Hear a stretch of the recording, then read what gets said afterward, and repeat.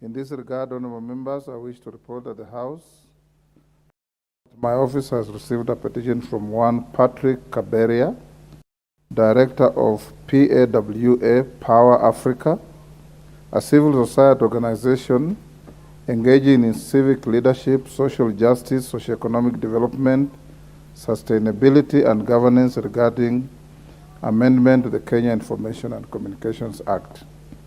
The petition observes that due to rapid growth of the ICT and digital economy, there is an urgent need to amend the Kenya Information and Communications Act to align it with the current and emerging realities of a connected digital world to enhance growth and expansion of both economic and social sectors of the nation.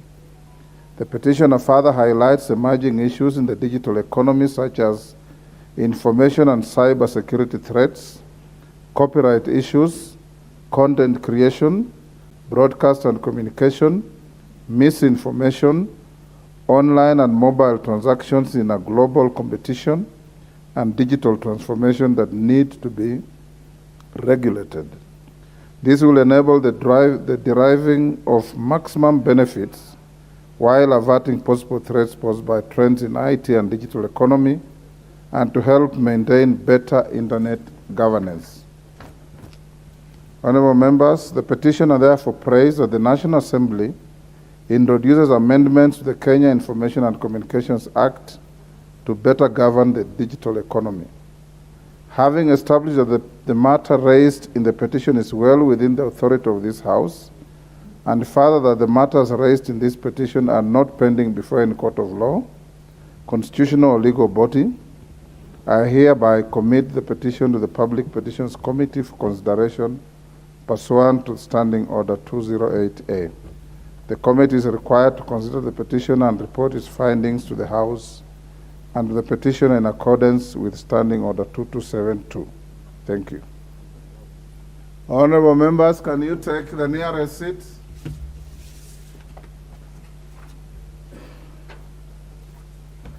The nearest seat, Honorable Proceedings.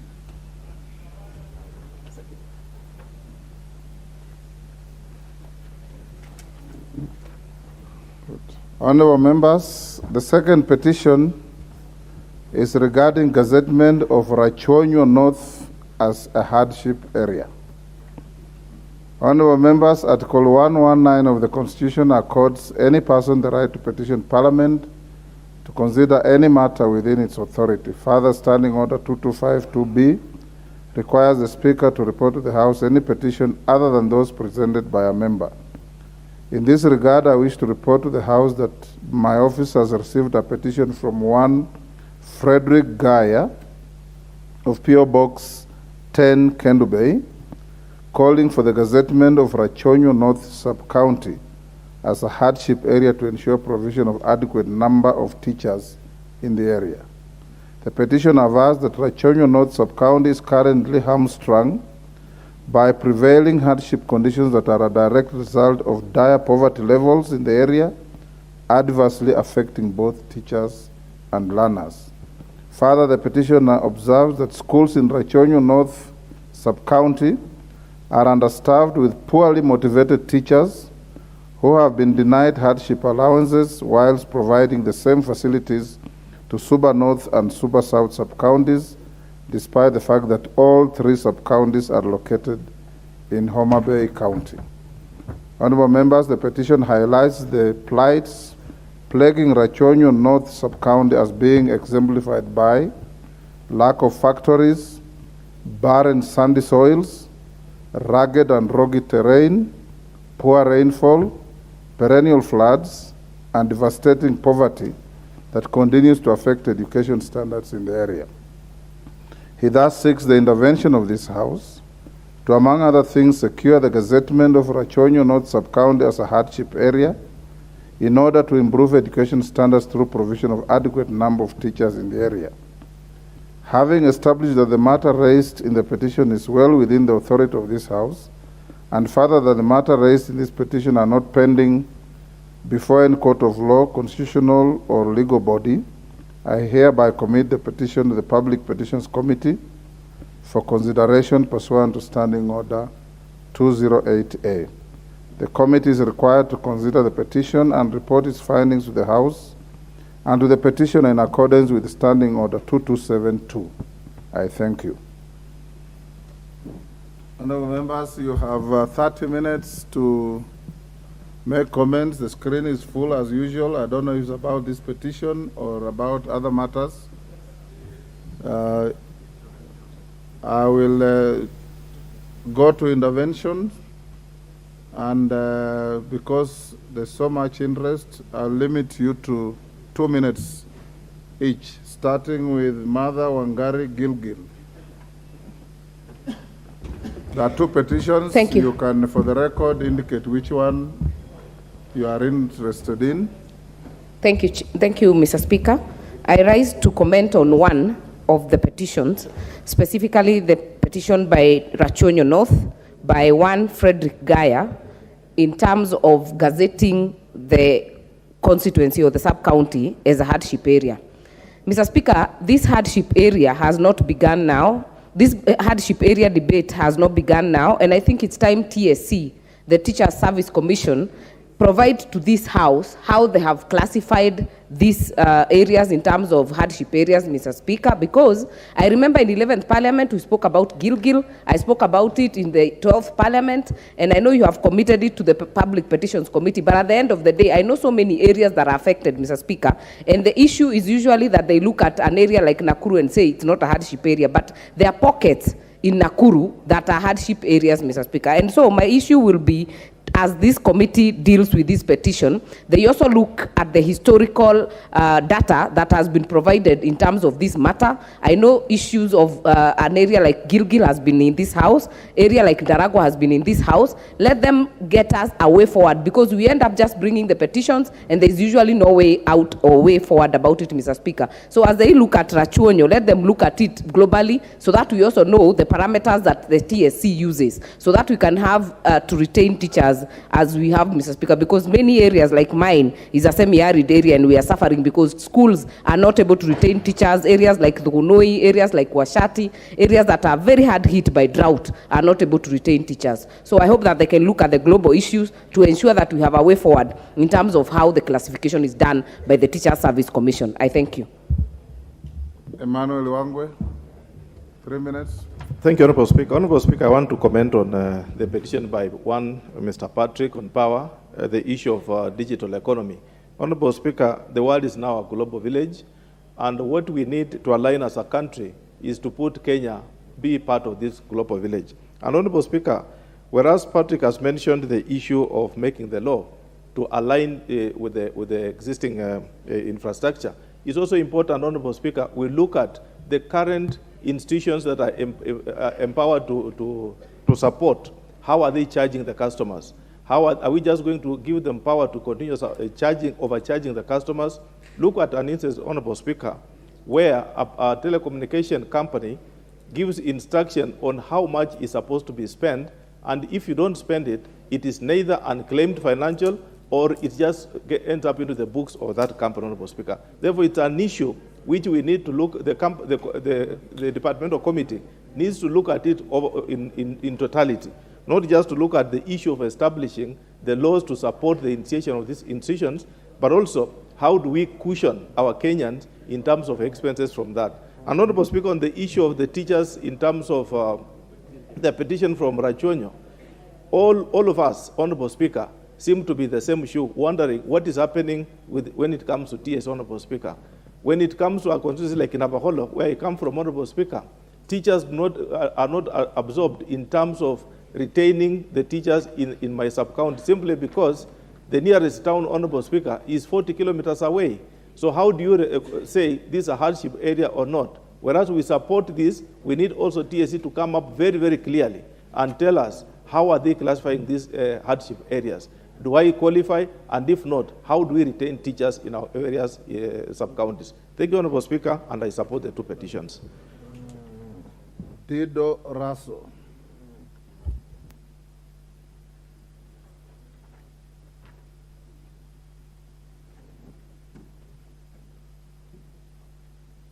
Give the honourable member microphone. You've given me one behind him.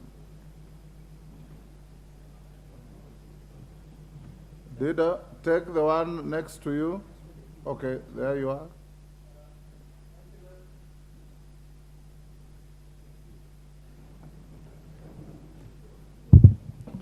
Thank you very much, Honorable Speaker. Honorable Speaker, I wish to comment on the two petitions. I think it is satisfying to see citizens participating in making the law and in legislation. On the issue of ICT, I think it is not just the new frontier. It is the frontier of our times, and it is the frontier of the next many generation. And we need to just look at what is happening around the world. All the communication superhighway, they are not actually roads. It is about the ICT conurbation.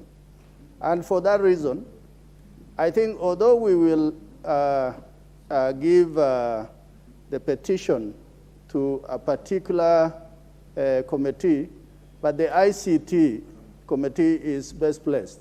On the issue of hardship, I think the member from Rachuonyo, we will allow him to visit Marsabit, and we will take him to Laisamis, to Nodor, to Moyale, to Mandera East, and to see firsthand for himself what hardship areas actually looks like.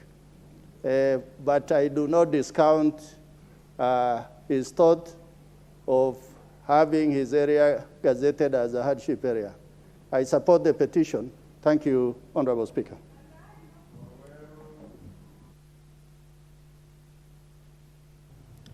Thank you very much, Mr. Speaker, and I'll limit my comments to the petitioner who petitioned this House on matters to do with information, communication, and technology. Mr. Speaker, in its own wisdom, this House, in the last term, decided that petitions will be going to the Petitions Committee. But, Mr. Speaker, the standing orders also give you discretion as the chair to make a decision, especially on standing order number 1. You as a speaker can make a decision according to your own discretion if you find it fit, Mr. Speaker.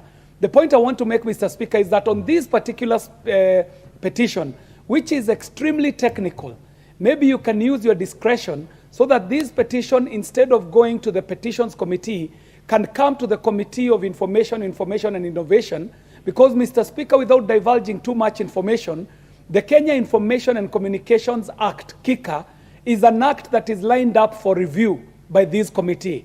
The matters that are being raised in this petition would form very good grounds for public participation, even as we are considering this bill, Mr. Speaker. Mr. Speaker, matters to do with ICT become so important at this point for two reasons. Because globally, the move is towards technology. And the technology is such cutting-edge technology, Mr. Speaker, that it is so specialized to subsectors, Mr. Speaker. It is an era when we are talking about artificial intelligence, we are talking about the robotics of things, the Internet of Things, data and its protection, cybercrime and the effects in the society. These are very technical issues that might not be handled by a very general committee or a petition committee. We beg that this comes to the Committee of Information and Innovation, and I can see the Honorable Kivasu, the Honorable Kimayo, both agreeing that this belongs. Your time is up. The Honorable Kwame. Thank you, Mr. Speaker, sir. The petition I want to comment on is regarding the hardship. And Karachuonyo, or Rachuonyo North, is my own constituency, and I represent them. Mr. Speaker, I want to say that I'm very happy one of my constituents has done what you have just read to us. And indeed, what he has said is true. Karachuonyo is going through a very difficult time, and it's not just now. It has been for many, many years. If I start with teachers, Karachuonyo is one of the oldest constituencies. In fact, it is an independent constituency. 1963, Karachuonyo became a constituency of its own. And since that time, we have never managed to get enough teachers for our schools. Always, the enrollment of students is very, very high, but the teachers are always less than the number of classes in each school, meaning at any given time, some children are just sitting there without a teacher. Mr. Speaker, even the cost of living for Karachuonyo, it's a dry area. The cost of living is very high, and our people are suffering because of this. Many teachers don't even want to come to teach in Karachuonyo. Many people don't want to work in Karachuonyo because the life there is very difficult. Because of this, I really support this petition, and I wish the committee to which it will be assigned considers it favorably. Wanyonyi, Team Westlands. Thank you, Mr. Speaker. I wish to comment on the petition on ICT. Mr. Speaker, we need, as a country, also to move with currency. Because recently when we were in Mombasa, we interacted with KBC, the national broadcaster. And their comment was that they are grappling with obsolete equipment in their studio, and are unable to compete effectively with the other media houses because of those obsolete equipments. The other thing, Mr. Speaker, is that even our mainstream media houses now, they are unable to compete with the online platforms because they have snatched from them business, especially advertisement. So until we move and start positioning ourselves with the currency, the way the world is moving, these media houses, most of them are going to collapse. And they will have issues. In fact, some of them have not even paid their workers for many, many months. So this amendment of this act will actually position Kenya with the currency in the world. So, Mr. Speaker, I support this petition. Thank you. Mulyungi Gideon, Mwingi Central. Thank you, Mr. Speaker. I rise to support the two petitions, one by Patrick Kaberia on the amendment of Kenya Communications Act. Mr. Speaker, we are in the digital era, and the things have turned high-tech. And therefore, we are posed with a lot of threats through digital technology, and the threats may come in different forms, through theft, through mobile technology, hacking, abusive and indecent behavior, ethnicity, security of the country, and even digital gender violence. And therefore, I support that petition. On the hardship areas, it is not Karachuonyo alone. Even Kitui County, Mwingi Central, is also a very semi-arid area, and people are dying of hunger, and the livestock are also dying. And therefore, in order to attract teachers, this petition should be considered. Thank you, Mr. Speaker. Milemba Omboko Mhaya. Honorable Speaker, the reason why teachers really suffer the issue of hardship allowance is that the general civil servants wanted to align themselves to the areas that were also gazetted by the Teacher Service Commission, forgetting that teachers go deep inside while the civil servant will stay in commercial centers. Karachuonyo has really suffered, and it suffered since the time of Okiki Amayo, the way the MP put it.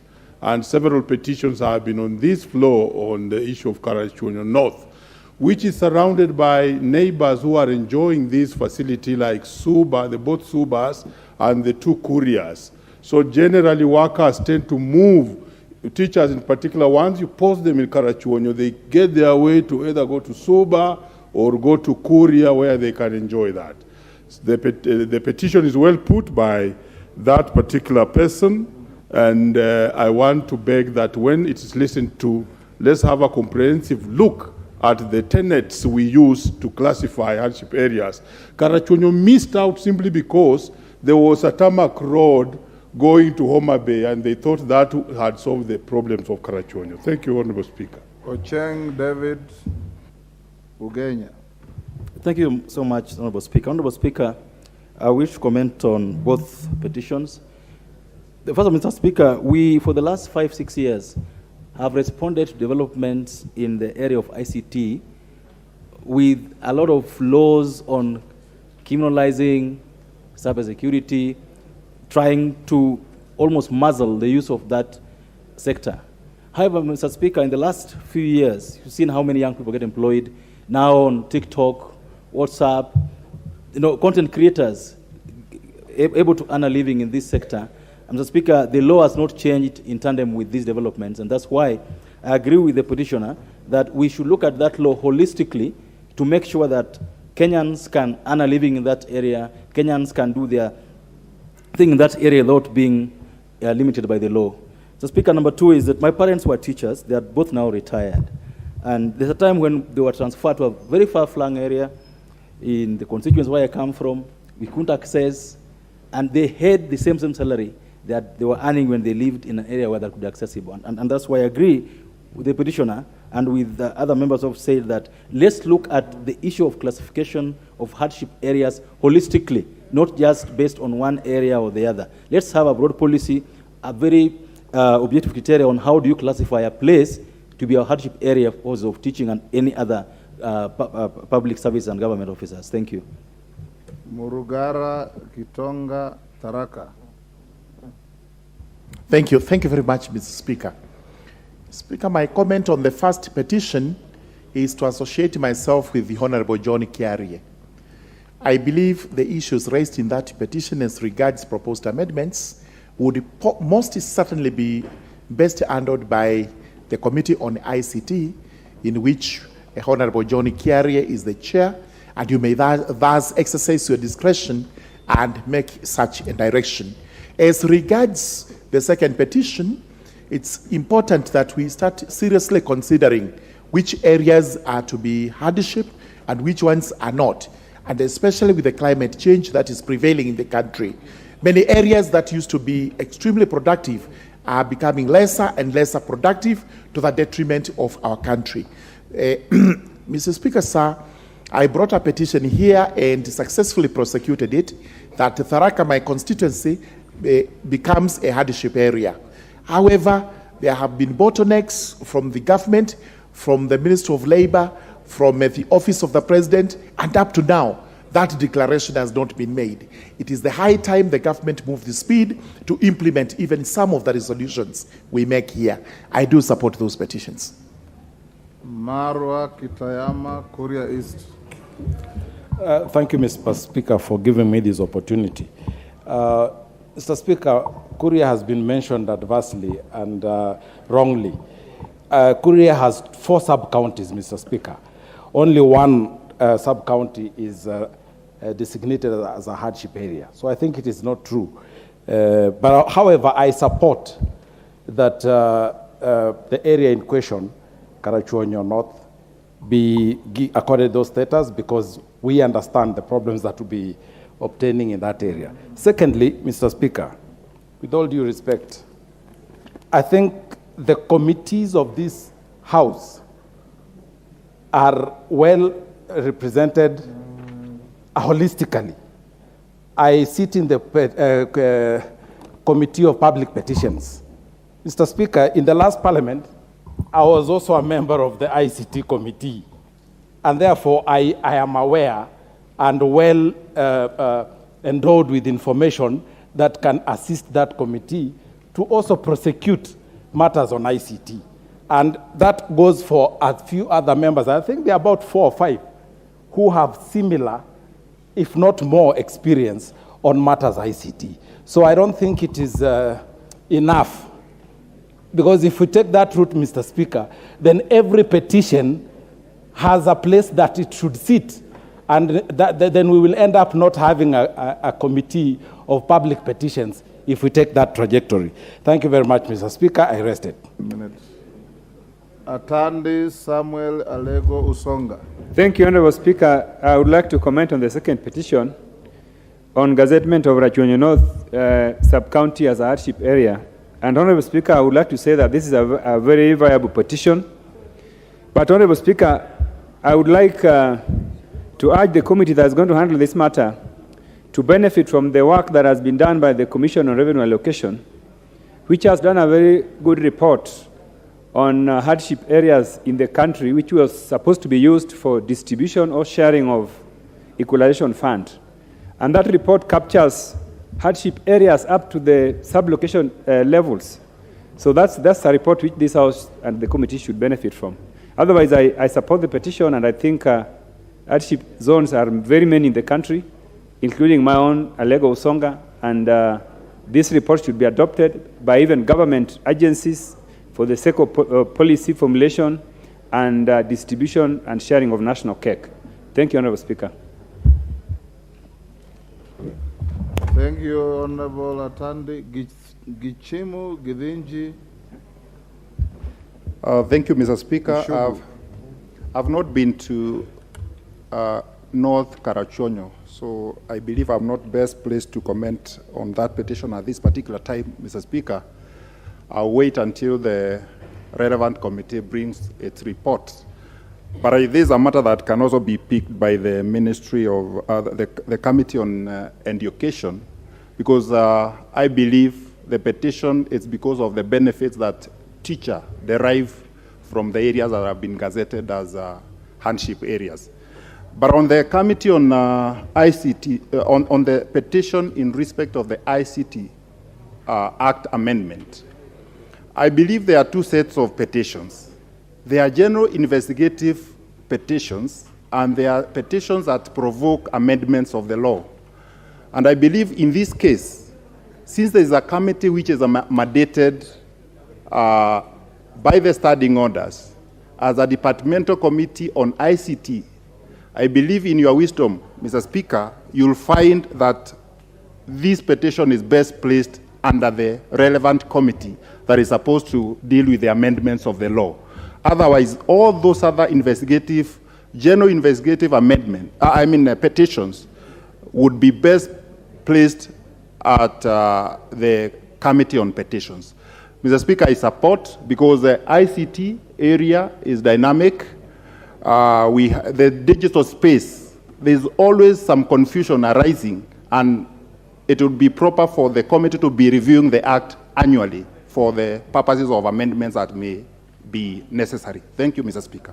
The last, Ambassador Benjamin Langat Ainamoi. Thank you, Mr. Speaker. Mr. Speaker, I want to thank the member who has brought the petition on hardship area for the teachers. Mr. Speaker, although he has mentioned his constituency, but I think this matter is a matter that it needs to be looked at nationally, Mr. Speaker, because the matter affects all the teachers within our republic. Mr. Speaker, I think the criteria that was used initially, the parameters which were used were limited. I think it is time the parameters are revisited so that we bring on board many other places, Mr. Speaker, who seem to be doing well, but it's a hardship area, Mr. Speaker. Mr. Speaker, so I would want to encourage the committee that will be looking into that matter, that we look at it as a national issue as opposed to a Karachuonyo North issue, Mr. Speaker.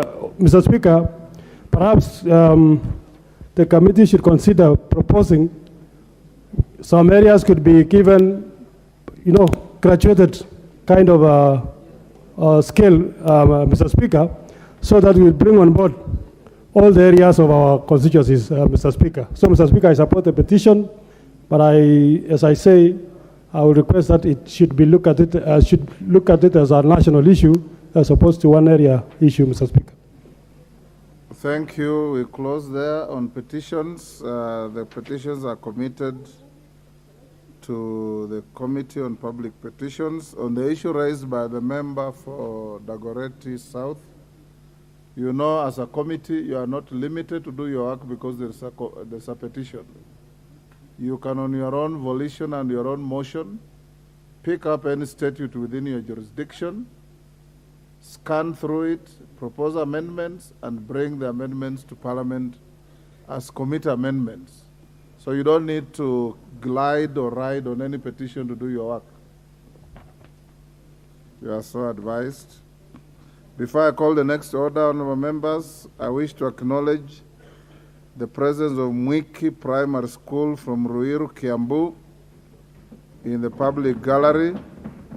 On your behalf and on my own behalf, we wish to welcome the students and their teachers to the House of Parliament. Next order. Order number 5, papers. Majority. Thank you, Honorable Speaker.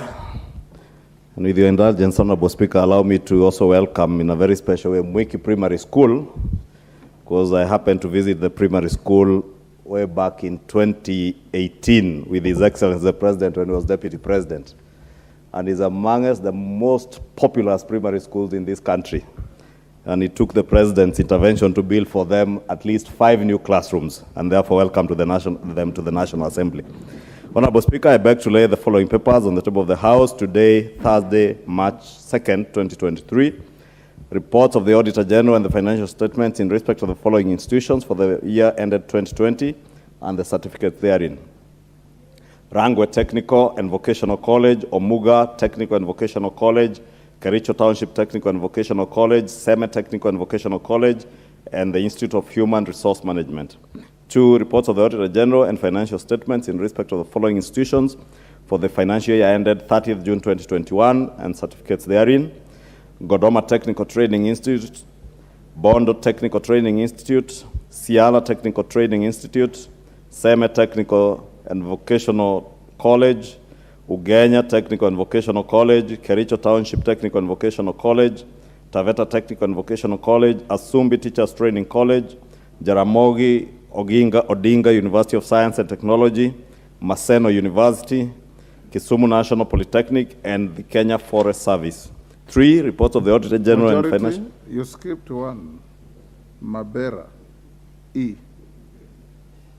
Thank you, Honorable Speaker. Mabera Technical and Vocational College. 3, reports of the Auditor General and financial statements in respect of the following institutions for the year ended 30th June 2022 and the certificates therein. You've switched to the majority leader. Thank you, Honorable Speaker. The Clerk, Infrastructure, Finance, and Public-Private Partnerships Projects, additional financing, IDA credit number 6121-KE. 2, the Kenya Off-Grid Solar Access Project for underserved counties, IDA credit number 6135-KE, Rural Electrification and Renewable Energy Corporation. C, Mombasa, Nairobi, Addis Ababa Road Corridor Development Project, Isiolo, Merile, Moyale Road. D, Capital Markets Authority. And E, State Department for East Africa Community. Thank you. Thank you, Majority Leader. Member of Parliament for Dagoretti, I believe, South, John Kiari. Thank you very much, Mr. Speaker. And I rise so that I can beg to lay the following paper on the table of the House today, Thursday, 2nd March 2023.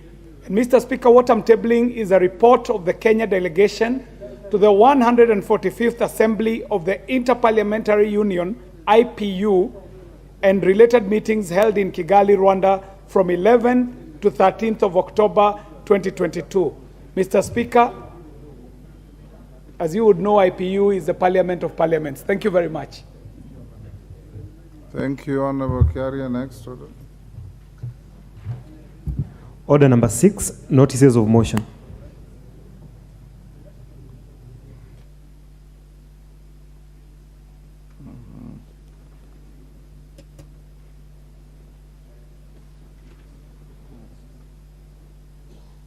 Kiari. Thank you very much, Mr. Speaker. And I do rise to give a notice of motion. And Mr. Speaker, I rise, Mr. Speaker, to move that this House notes the report of the Kenya delegation to the 145th Assembly of the Interparliamentary Union and related meetings which were held in Kigali, Rwanda from the 11th to the 15th October 2022, laid on the table of the House on Thursday, 2nd March 2023. Thank you very much, Mr. Speaker. Carry the Honorable Cecilia Ngitit, MP, Turkana County.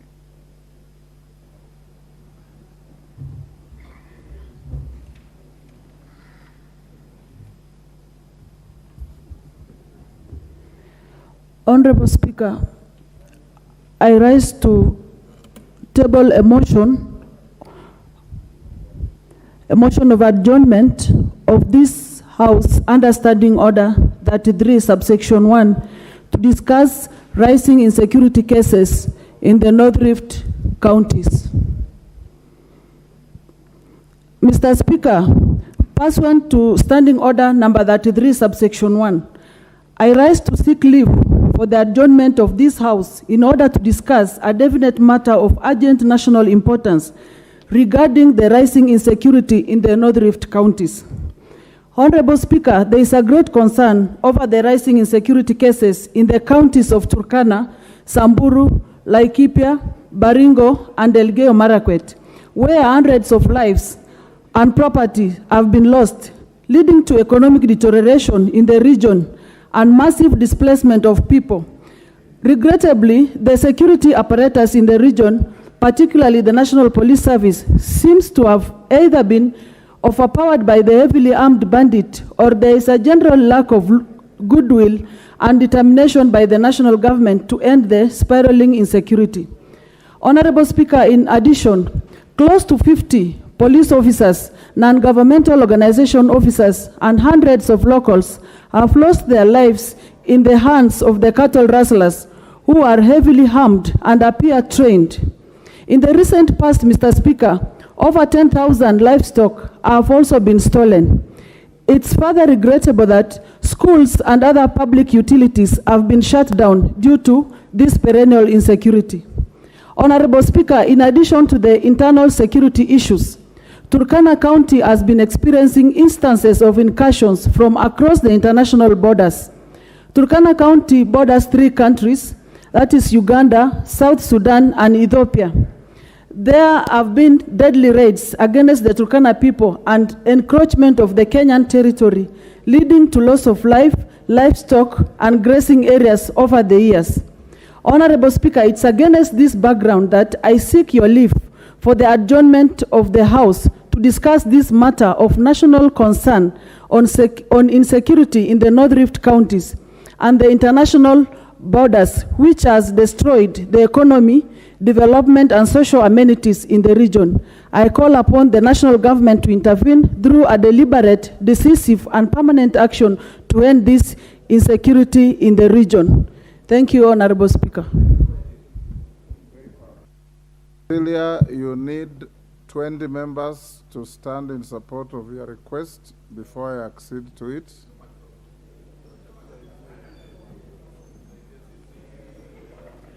Honorable Cecilia, the support is overwhelming. Thank you, members. You may take your seats. Your motion of adjournment. Order, honorable members, you may take your seats. You have given the effect already. Honorable Cecilia, your motion will be slated after order number 10 or at 1 hour to the end of time, whichever comes earlier. Next order. Order number 7, questions and statements.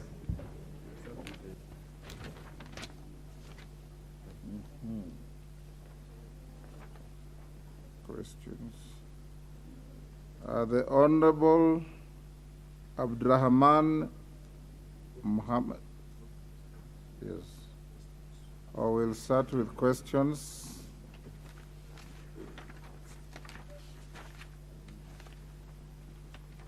There are two questions today. The first one is by the Honorable Peter Masara, member for Suna West.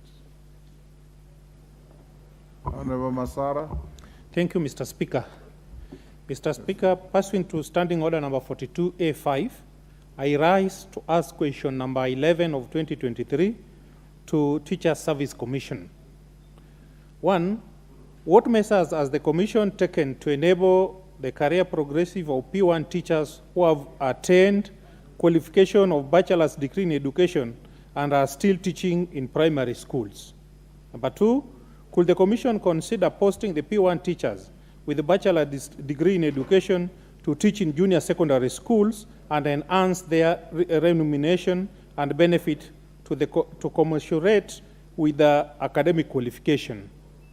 3, could the Commission state the measures as put in place, if any, to compensate graduate teachers serving under P1 grade for the years they have worked as graduate teachers, and if not, are there any plans to compensate them, and how long will it take for the teachers to be compensated? Thank you, Mr. Speaker.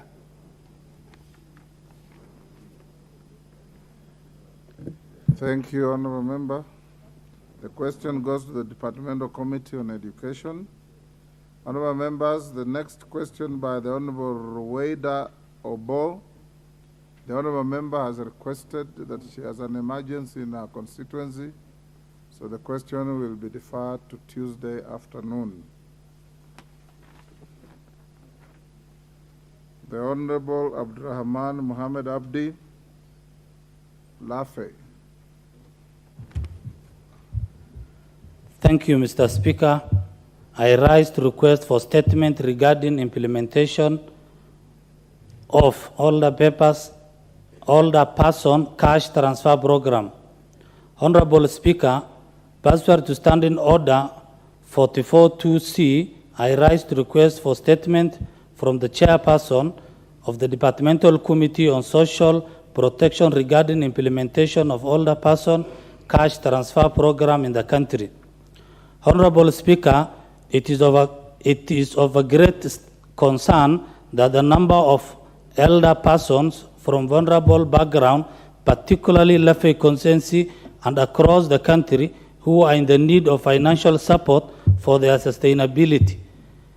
In regards to their well-being, is tremendously high. The coverage of the old person cash transfer program is very low. At the national level, nearly 90% of potential eligible poor household with at least one older person age 65 and above is not receiving old person cash transfer program benefit, indicating a very high under-coverage rate.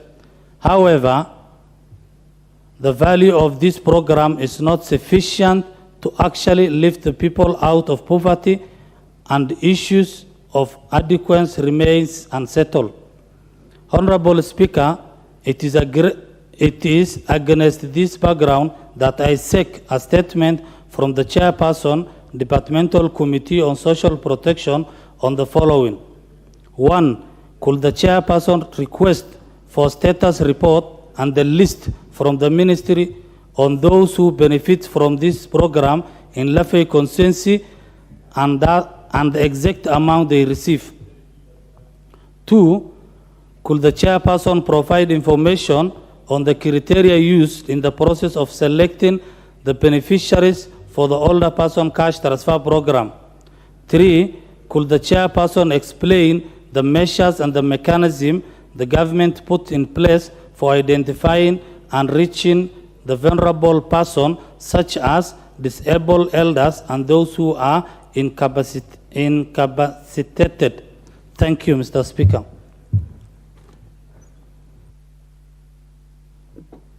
Next, Majority Leader. Honorable Speaker, pursuant to the provisions of Standing Order 44.2a, I rise to give the following statement on behalf of the House Business Committee, which met on Thursday, 28 February 2023, to prioritize the business for consideration during the week. Honorable Speaker, as members are aware, the House did approve the report of the Budget and Appropriations Committee on the first supplementary estimates for the financial year 2022-2023 on Tuesday, 28 February 2023. This, Honorable Speaker, paved the way for publication of the Supplementary Appropriations Bill of 2023, and in line with our standing orders, the bill was considered at all stages yesterday and passed. Allow me, Honorable Speaker, to commend the Budget and Appropriations Committee and the Debt Committee and all members of the House, including all our chairs of departmental committees that were involved in this process, and indeed, as I mentioned, all members for their steadfast commitment during this process that saw the successful conclusion of this important business yesterday. Honorable Speaker, with the conclusion of the Supplementary Appropriation Bill, the focus now of the House shifts to the consideration of budget policy statement and the debt management strategy paper. In this regard, Honorable Speaker, do expect, in line with what is listed as Order Number 8 and Order Number 9, that we will pass two procedural motions this afternoon to allow for extension of the period for consideration of the BPS and the debt management strategy. This, Honorable Speaker, will ensure that committees and the House have enough time to engage all the stakeholders, noting that the resolutions that we emanate from the work around the BPS and the debt management strategy will form the basis for the vertical distribution of national revenue through the Division of Revenue Bill and the annual estimates for the next financial year. Honorable Speaker, it is also expected the House will today consider the report of the Departmental Committee on Justice and Legal Affairs on the vetting of Honorable Shadrach Mose for appointment. Sorry, Honorable Speaker, gadgets here are playing themselves. It is expected the House will today consider the report of the Departmental Committee on Justice and Legal Affairs on the vetting of the Honorable Shadrach John Mose for appointment as the Solicitor General of the Republic of Kenya. I want to urge members to be present and to actively participate in this important business of the House this afternoon. Honorable Speaker, members will note that the House Business Committee resolved to commence the processing of members' questions pending the conclusion of the report of the Procedure and House Rules Committee on the matter. Indeed, Honorable Speaker, several members have already asked questions in the House this week. Consultations are ongoing with the Executive as we endeavor to schedule the answering of these questions in the coming weeks. Honorable Speaker, for information of the House, the business for the next week includes the resumption of the general debate on proposals to amend the Constitution and the standing orders, debate on the report of the 42nd session of the Organization of the Africa, Caribbean, and Pacific States and the European Union Joint Parliamentary Assembly, and the second reading of the Statute Law Miscellaneous Amendments Bill, National Assembly Bill number 60 of 2022, should any of the business not be concluded today. Finally, Honorable Speaker, the House Business Committee will reconvene again on Tuesday, 7th March 2023 to schedule business for the rest of the week.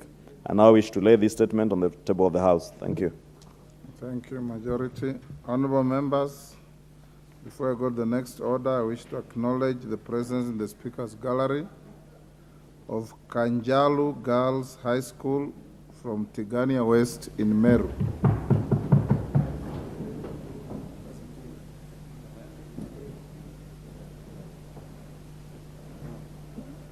Honorable members, on your behalf and on my own behalf, I wish to welcome the school, the students and their teachers to the House of Parliament. Thank you. Next order. Order number 8, procedural motion, extension of the period of consideration of the budget policy statement. And Appropriations Committee.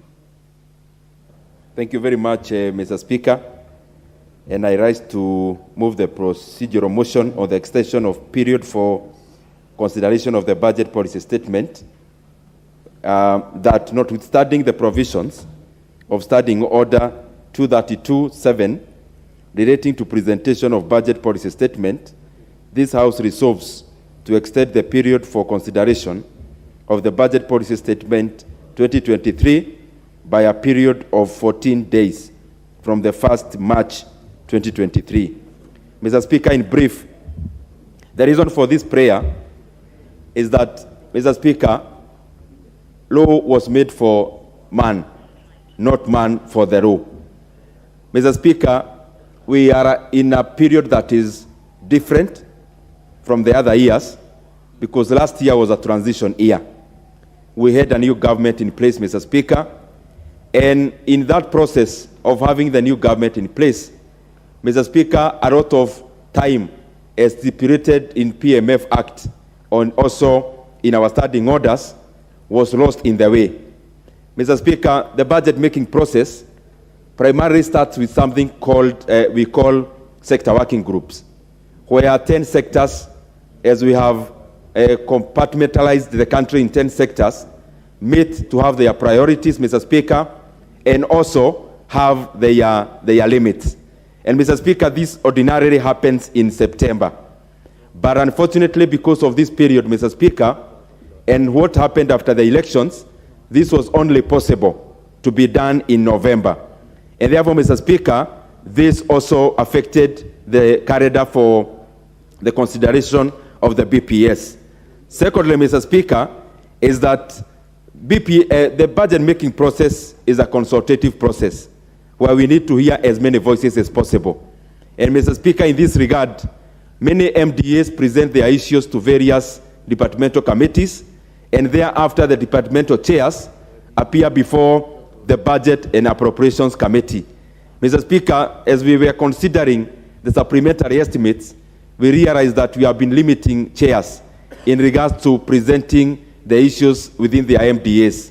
And therefore, first of all, we needed to give them time to interrogate their MDAs in a more comprehensive manner, but also as they appear in the Budget and Appropriations Committee, we did not rush them too much, Mr. Speaker, in regards to time.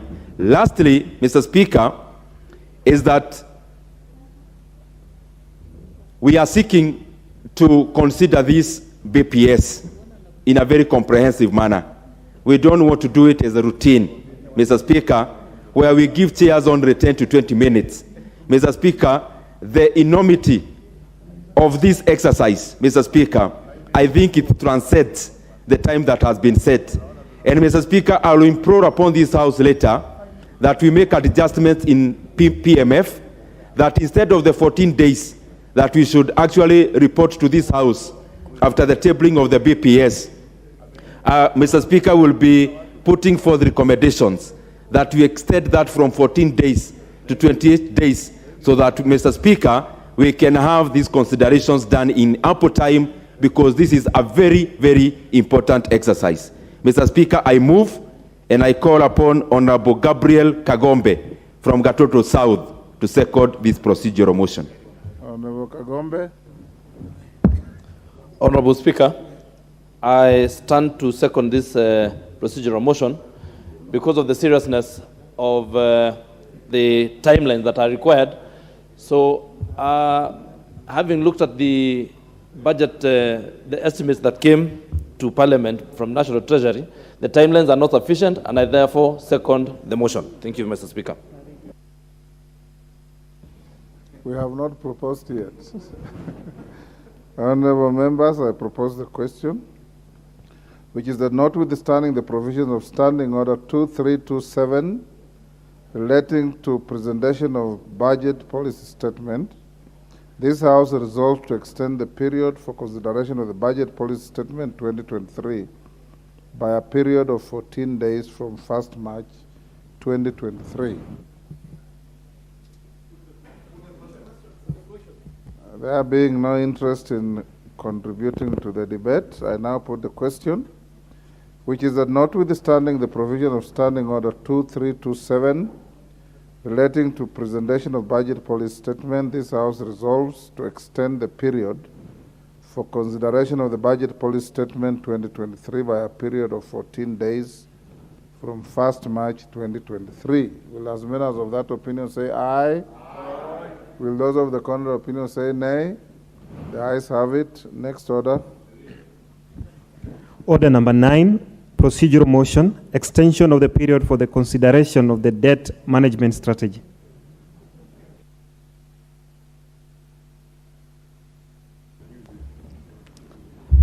Thank you, Honorable Speaker. Honorable Speaker, I beg to move that, notwithstanding the provisions of Standing Order 232A4 relating to the presentation of the debt management strategy, this House resolves to extend the period of consideration of the debt management strategy 2023 by a period of 10 days from 1st of March 2023. Honorable Speaker, as this House is aware that Kenya's public debt stock has reached Kenya's shillings 9.15 trillion and presently accounts for 67% of the GDP. Honorable Speaker, the 2023 medium-term debt management strategy is intended to provide a financing strategy that will minimize the cost and risk of public debt. Honorable Speaker, this year, unlike previous years, this House has a dedicated committee to review the debt management strategy.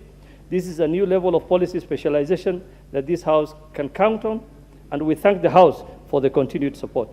Honorable Speaker, based on these factors, I beg to move. I thank you. I ask the member for Gatanga to second. The member for Gatanga. Mr. Speaker, sir, I wish to take this opportunity to second this motion, and bearing in mind the importance of this motion, in particular on the debt management in this country.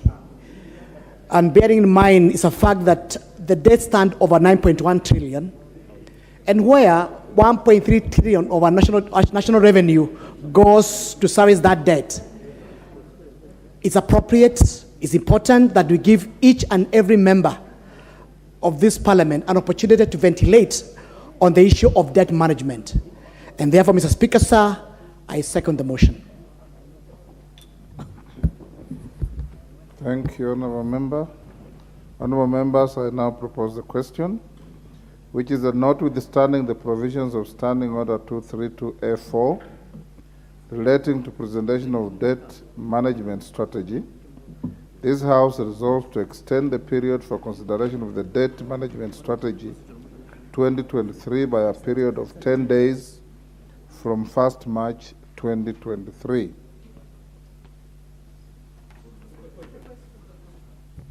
There being no interest in debating the motion, I now put the question, which is that notwithstanding the provision of Standing Order 232A4 relating to presentation of debt management strategy, this House resolves to extend the period of consideration of the debt management strategy 2023 by a period of 10 days from 1st March 2023. As members of that opinion say aye. Those of the contrary opinion say nay. The ayes have it. Next order. Order number 10, special motion, consideration of a nominee for appointment as the Solicitor General. The Chairperson, Departmental Committee on Justice and Legal Affairs. Thank you. Thank you, Mr. Speaker. Mr. Speaker, allow me to move that, taking into consideration the findings of the Departmental Committee on Justice and Legal Affairs in its report on the vetting of a nominee for the appointment as the Solicitor General of the Republic of Kenya, laid on the table of the House on Wednesday, March 1st, 2023, and pursuant to the provisions of Section 9 of the Office of the Attorney General Act 2012 and Section 8 of the Public Appointments Parliamentary Approval Act 2011, this House approves the appointment of Honorable Shadrach John Mose as the Solicitor General of the Republic of Kenya. Mr. Speaker, sir, allow me to inform this House that the Committee on Justice and Legal Affairs has produced a report, a vetting report after hearing the candidate. It's a detailed report which each member ought to have a copy, and it contains all the relevant material necessary for approval of this candidate. We began by establishing that, in fact, the background information was in order including how the position was advertised. He was interviewed by PSC. Eventually, he was appointed by His Excellency the President, who communicated to the House, and the matter was referred to Justice and Legal Affairs Committee.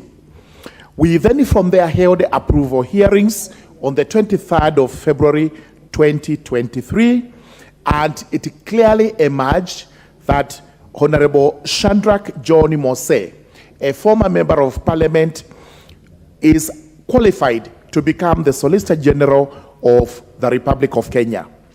We were able to establish his educational background, which was straight.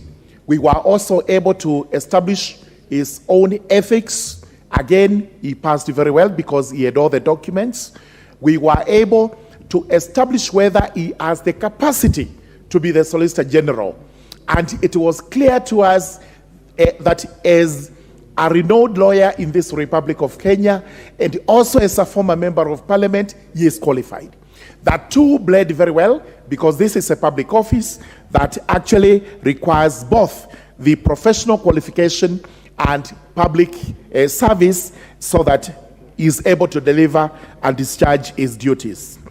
We had various findings and observations which are contained in this report.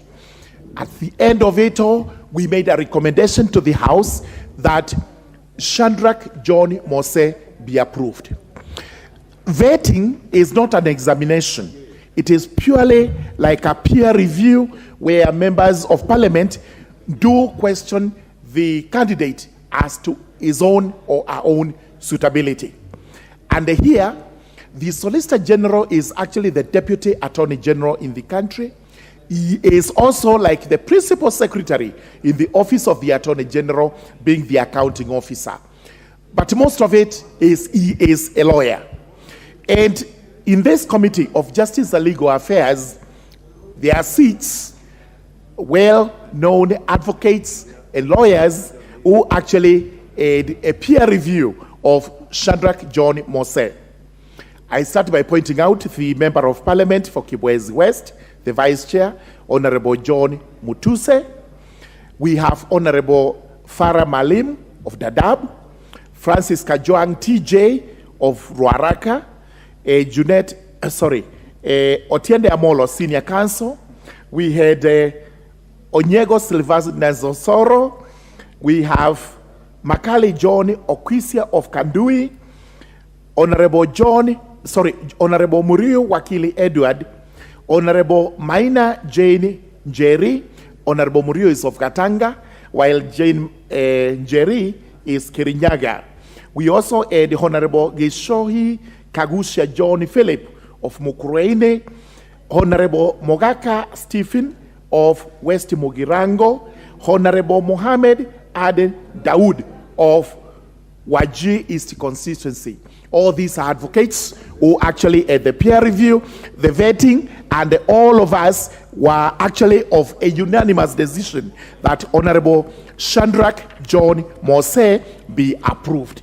Therefore, with those remarks, and having considered the suitability, capacity, and integrity of the nominee, and pursuant to the laws we have quoted, the laws we relied upon, that is Section 9 of the Office of the Attorney General Act 2012 and Section 8.2 of the Public Appointments Parliamentary Approval Act 2011, the Committee on Justice and Legal Affairs recommends that the National Assembly, which is this house this afternoon, approves the appointment of Honorable Shadrach John Mose to the position of Solicitor General of the Republic of Kenya. With those very many remarks, I beg to move and request the Honorable Silvanus Onyego Osoro, the Chief Whip, and a member of the committee, to actually second. Thank you very much, Mr. Speaker. Honorable Speaker, Osoro. thank you, Honorable Speaker. Honorable Speaker, the nominee has, what we found out during the vetting, the nominee was admitted in 1992. He has a vast experience in legal practice, over 30 years, not a single disciplinary case has been lodged against him with the Law Society of Kenya. He's also ran his private practice for about 25 years or so, and very successfully, and several young legal practitioners have gone through his law firm. And as a member of parliament, of course, for 5 years, he's created huge networks within this house and across the country with good relationship with several members of high standing in the society. And also, what to note, Honorable Speaker, is that even the member that succeeded him actually came to offer support, moral support for him. So that clearly shows that the gentleman has really had good relationship with the people. So with those very few remarks, Honorable Speaker, I beg to second. Thank you very much. Thank you, Honorable Soro. Honorable members, I propose the question, which is that taking into consideration the findings of the Departmental Committee on Justice and Legal Affairs in its report on the vetting of a nominee for the appointment as the Solicitor General of the Republic of Kenya, laid on the table of the House on Wednesday, March 1st, 2023, and pursuant to the provisions of Section 9 of the Office of the Attorney General Act 2022, and Section 8 of the Public Appointments Parliamentary Approval Act 2011, this House approves the appointment of Honorable Shadrach John Mose as the Solicitor General of the Republic of Kenya.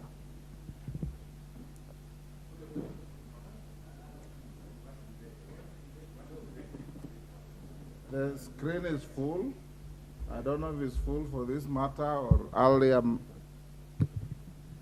orders. I'll start with the Honorable Ekomas Mutuse Kibwezi West.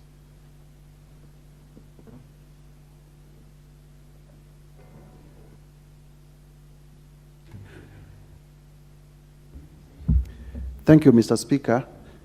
I sit in the Justice and Legal Affairs Committee as the Vice Chairperson and participated in the vetting of Honorable John Mose.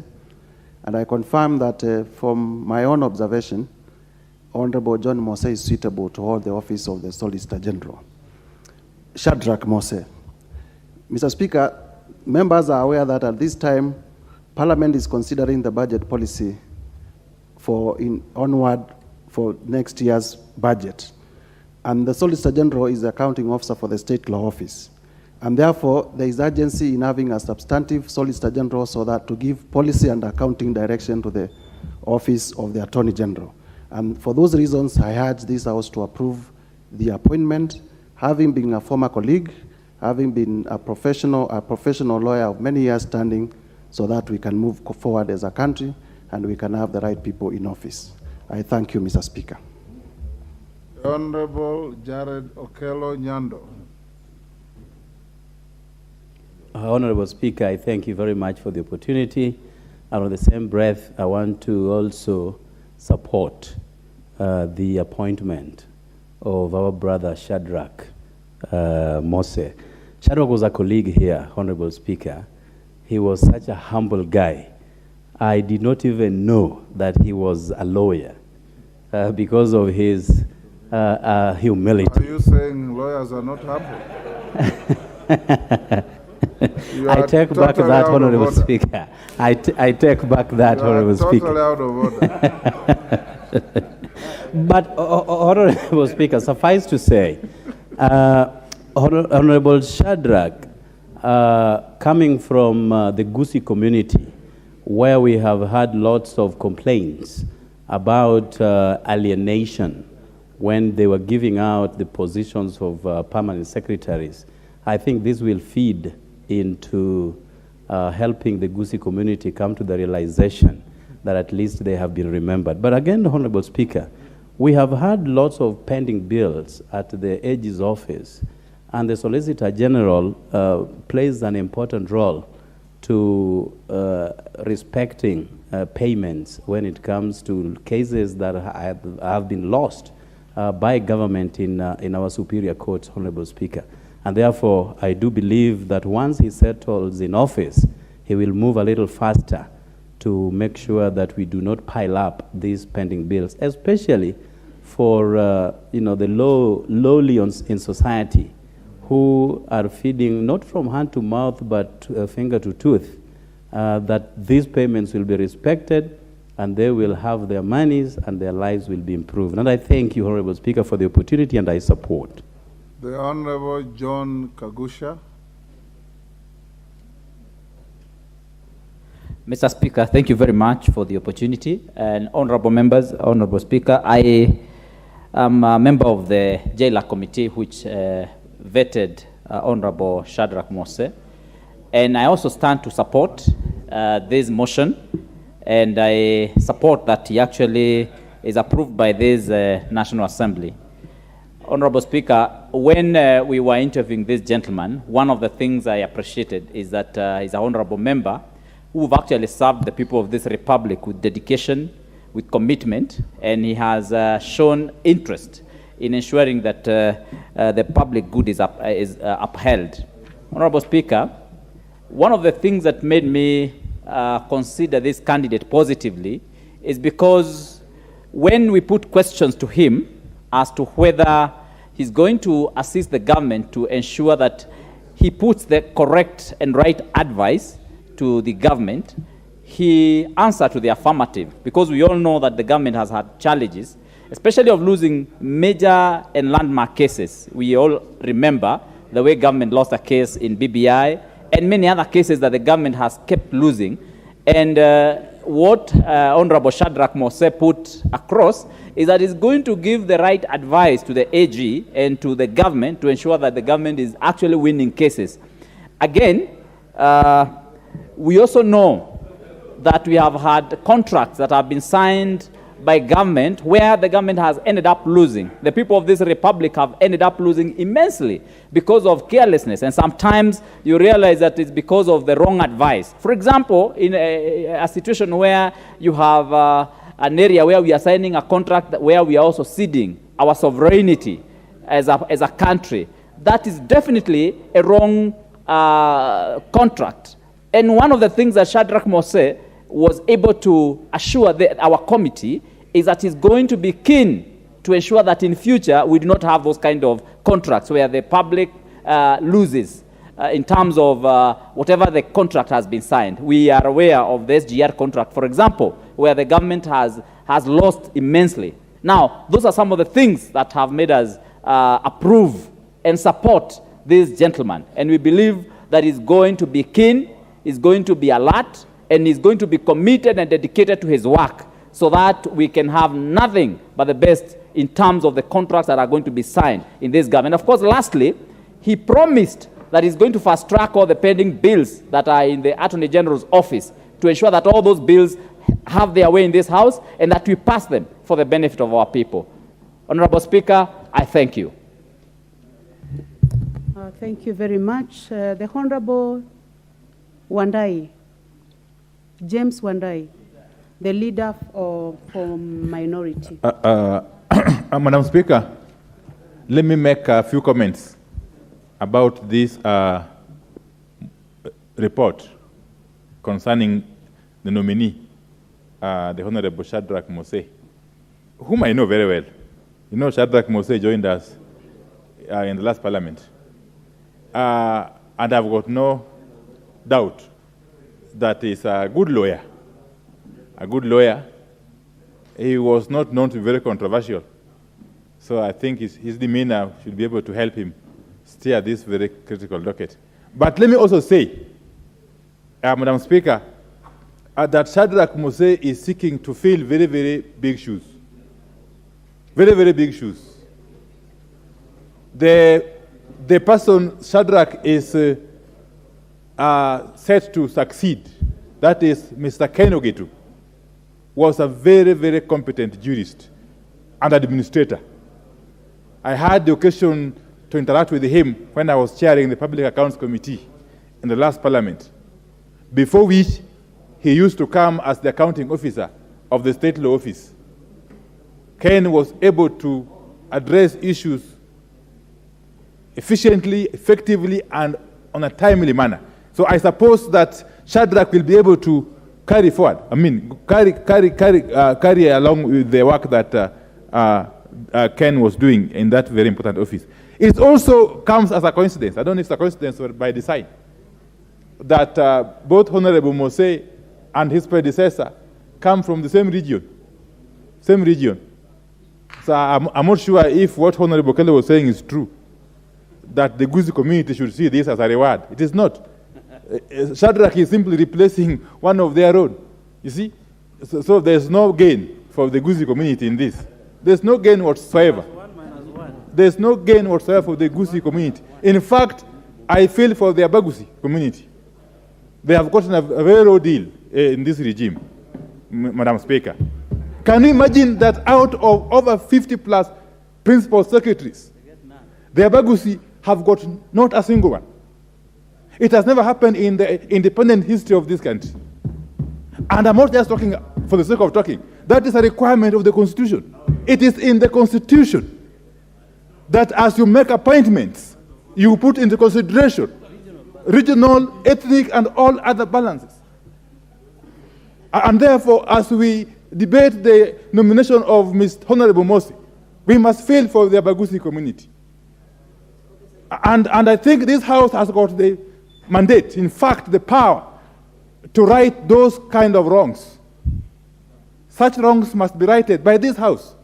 Because otherwise, if we let such wrongs take root, this country will go a very wrong direction to the detriment of all of us and the future generations. So, Madam Speaker, as I stand here not to oppose this proposed appointment, I can't oppose it. It will be wrong for me to oppose it, because otherwise I'll be contributing to the injustice. I'll be an accomplice to the injustice being meted on the Bagusi community if I oppose this nomination. Well put. Okay? Well put, and therefore I rest my case. Thank you. Thank you. Thank you, Minority Whip.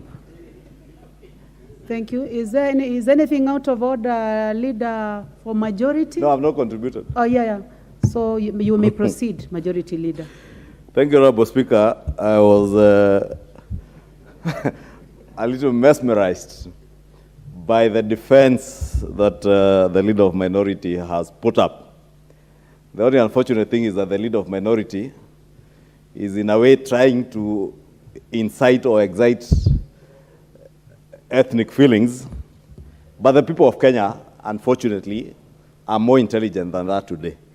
The people of Kenya know that people are appointed into offices and even elected. That is how the people of Kenya elected a president, on merit and on the basis of his ability and the manifesto he sold and his vision for the people of Kenya, not on the basis of his ethnicity. And therefore, I want to encourage the Leader of Minority to apprentice himself and bring himself up to speed to where the majority of Kenyans are. The majority of the Kenyan people are not looking at us on the basis of our ethnicities, but the content of what is in our heads and how we can apply what is in our heads to serve the people of Kenya. And therefore, I support the appointment of the Honorable Shadrach Mose, not on the basis of his ethnicity.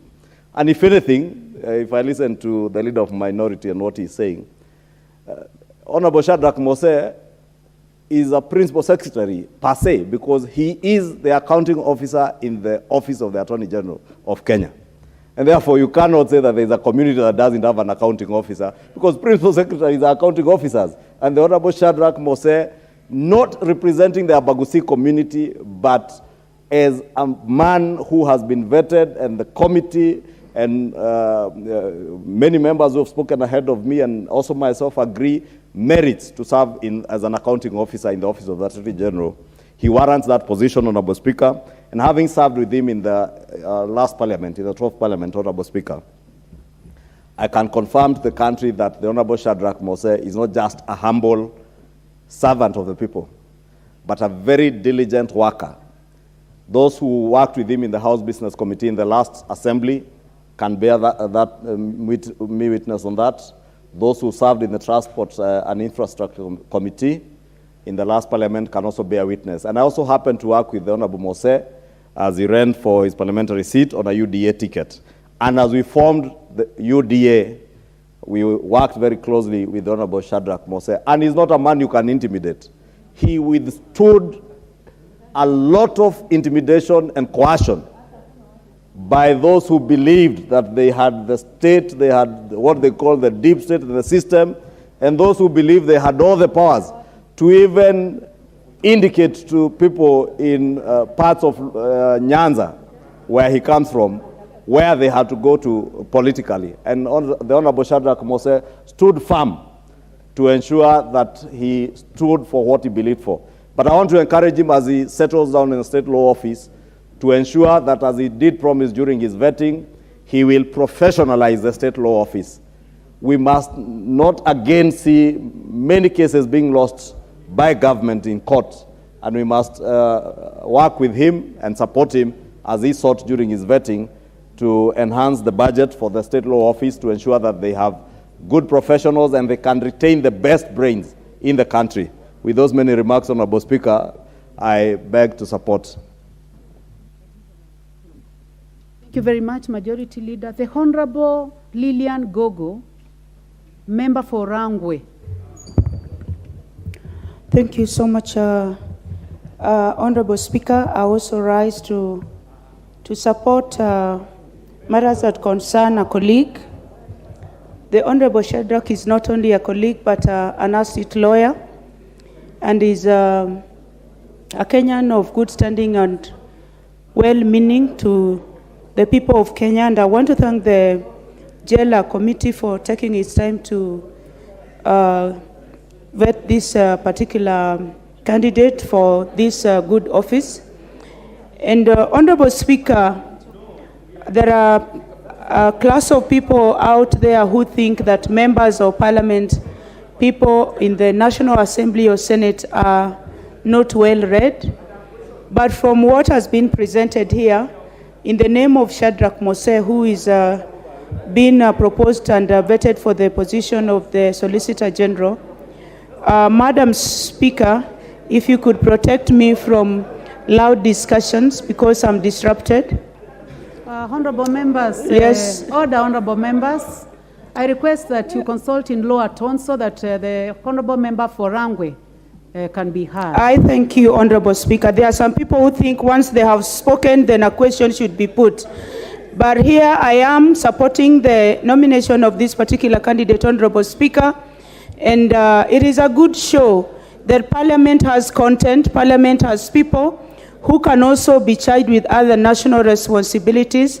And I thank the committee for doing a good job, and I support the proposal that Honorable Shadrach Mose be the Solicitor General.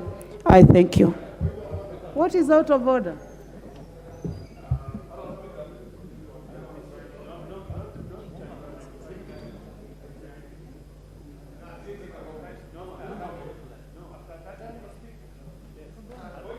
The Honorable Kagombe, what is out of order? Madam Speaker, I rise on standing order number 95-1, and I have listened to the debate about the appointment of the Solicitor General in this House. And Madam Speaker, I am convinced that what has been put and the mood of the House is that you put the question because the debate has been exhaustively discussed, and I therefore request, Madam Speaker, that you put the question and we call the move of the debate, put the question, and we finish this debate. Put the question, Madam Speaker. Thank you. Sorry. The mover to be called upon to reply.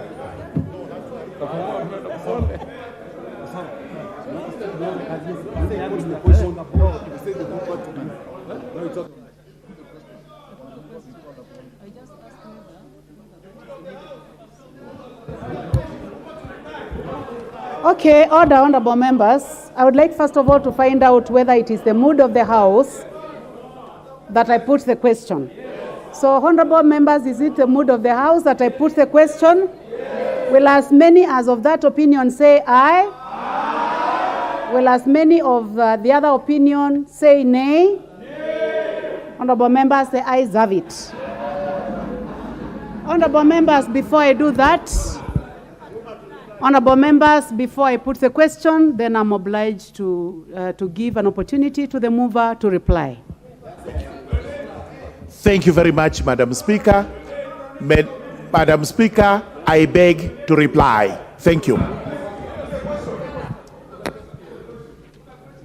Honorable members, then I therefore put the question that taking into consideration the findings of the Departmental Committee on Justice and Legal Affairs in its report on the vetting of a nominee for the appointment as the Solicitor General of the Republic of Kenya, laid on the table of the House on Wednesday, March 1st, 2023, and pursuant to provisions of Section 9 of the Office of the Attorney General's Act 2012 and Section 8 of the Public Appointment Parliamentary Approval Act 2011, this House approves the appointment of the Honorable Shadrach John Mose as the Solicitor General of the Republic of Kenya. Honorable members, will as many as of that opinion say aye? Aye. Will as many as of the opposite opinion say nay? The ayes have it.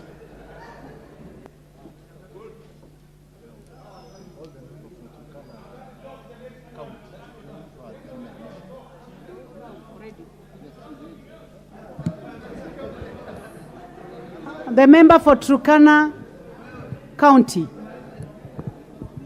You may now move the adjournment motion.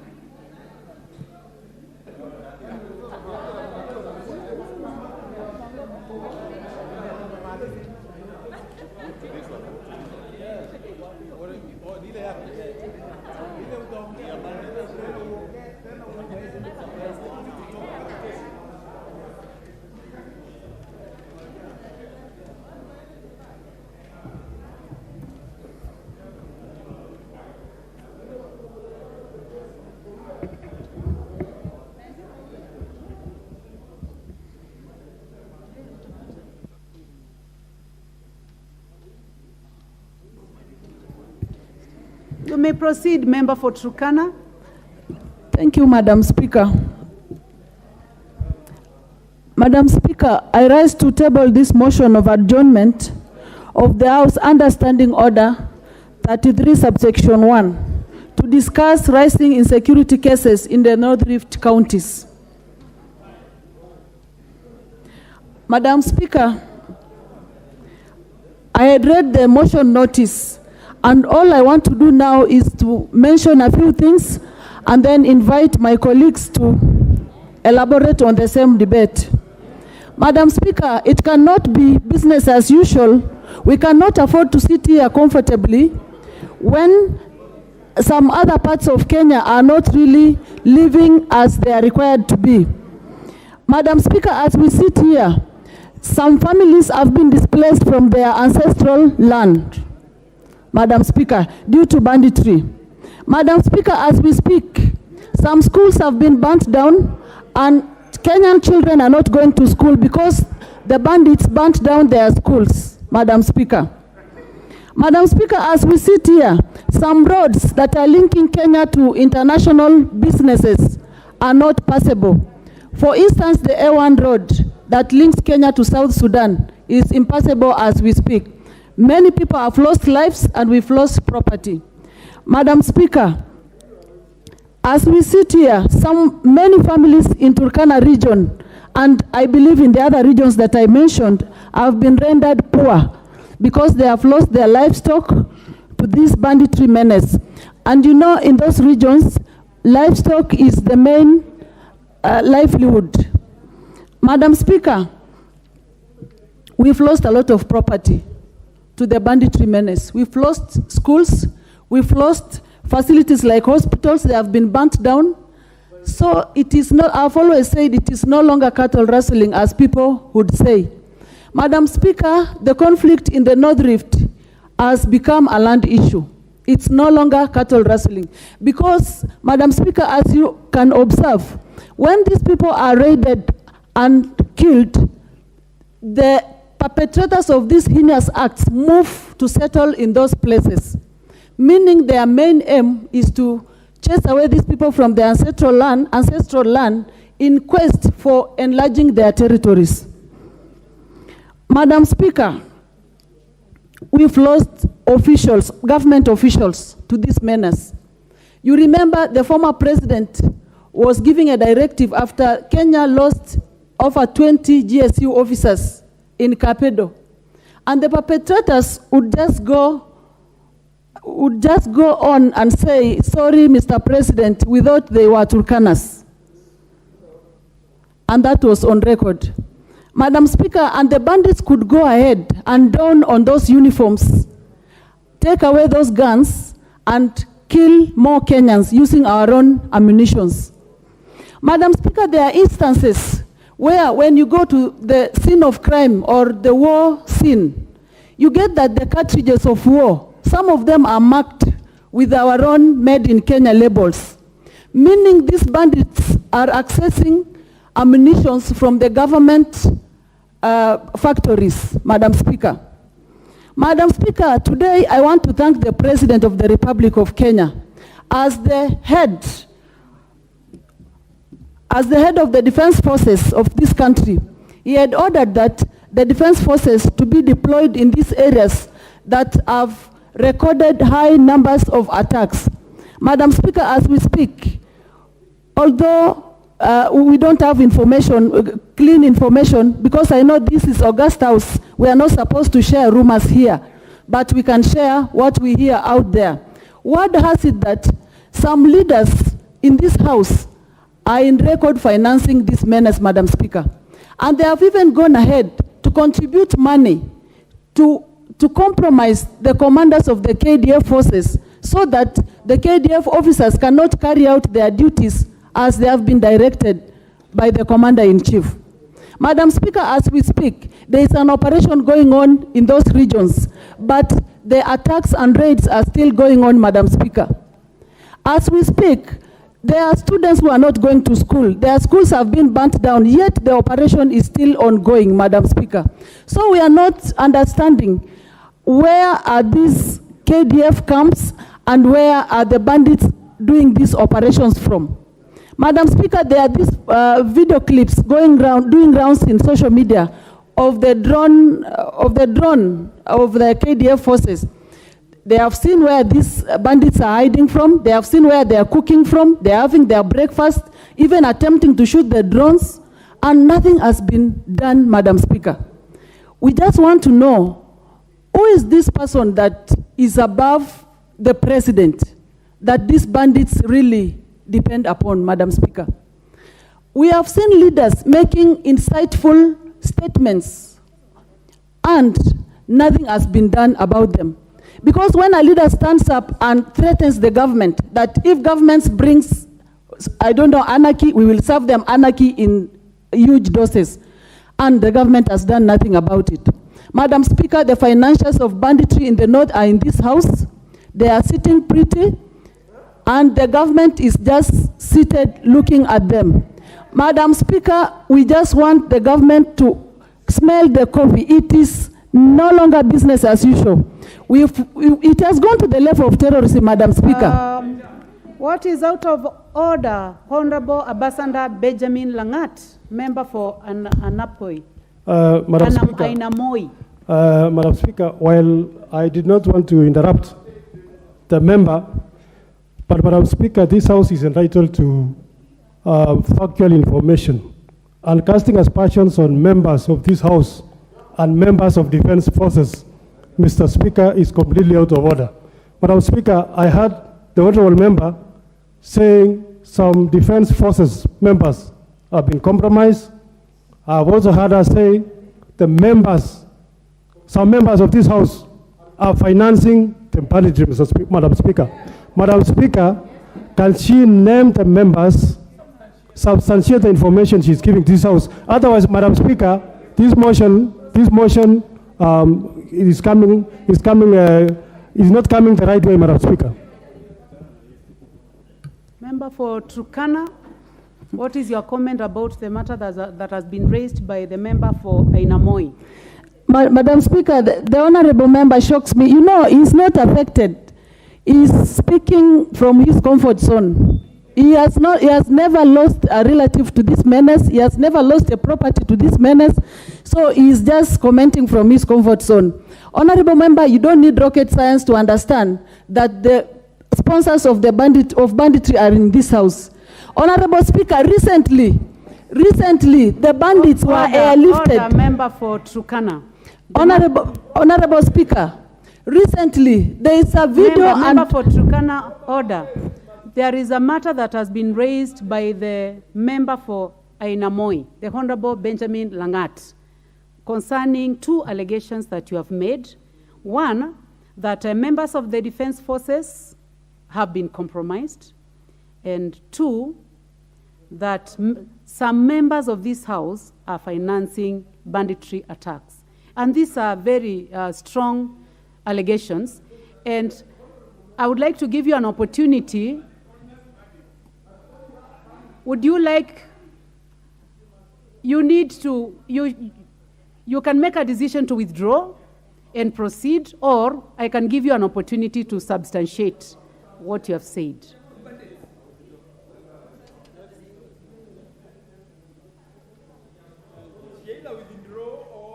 I will not withdraw.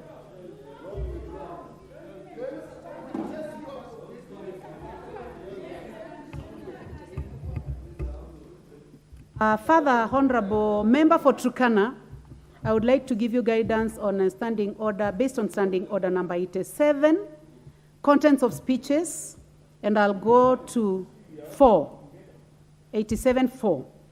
No member shall impute improper motive on any other member or to a senator except upon a specific substantive motion of which at least 3 days' notice has been given, calling in question the conduct of that member or that senator. So I would like to give you an opportunity to, you can make a decision to withdraw, or if you want to continue, we can give you an opportunity to table the names. Madam Speaker, someone is keeping on switching me from one mic to another. What is happening? The mic that you had has a problem, so kindly move to the mic on your left. I was moved here again. Msilete banditry hata hapo hivyo.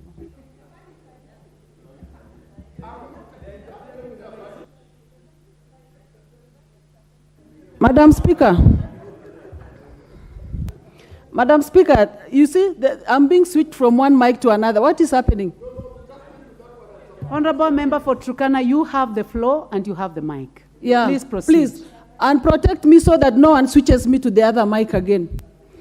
Madam Speaker, you've read to me some standing order about facts in this house. Madam Speaker, whatever is happening in the social media and in our mainstream media, stared at by all Kenyans, can be said to be facts. When you have an honorable member of this house owning a chopper, airlifting bandits who have a case in court concerning the same, what do you want me to say about the same, Madam Speaker? Then secondly, about the compromise of the defense forces, Madam Speaker. I would like to exhaust the initial point of order by the member for Ainamoi. Yes, Madam Speaker, and please protect me from honorable members like Wanjala, who is sitting in the inside Kenya, who doesn't know what we are going through in the North Rift. Please, Honorable Wanjala, stop bullying me. I have to make my points. You know, honorable member for Turkana, you have a very important motion that you are supposed to prosecute. And remember that you rose on the floor of the House this afternoon and you got the requisite quorum of 20 members. And you have a very important business that you need to do. And you have the protection that you need, and I can assure you that I did not notice the shouting that you're talking about by the Honorable Wanjala. It wasn't loud enough to distract what you're saying. I would like to give you an opportunity, based on that standing order number 87, to make a decision on what you would like to do. Would you like to withdraw and proceed with your motion, or you'd like me to give you an opportunity to substantiate what you have just said? And remember that you have still made further additional allegations. Yes, Madam Speaker, I'm a Christian. there is information with our Directorate of Criminal Investigations about these matters.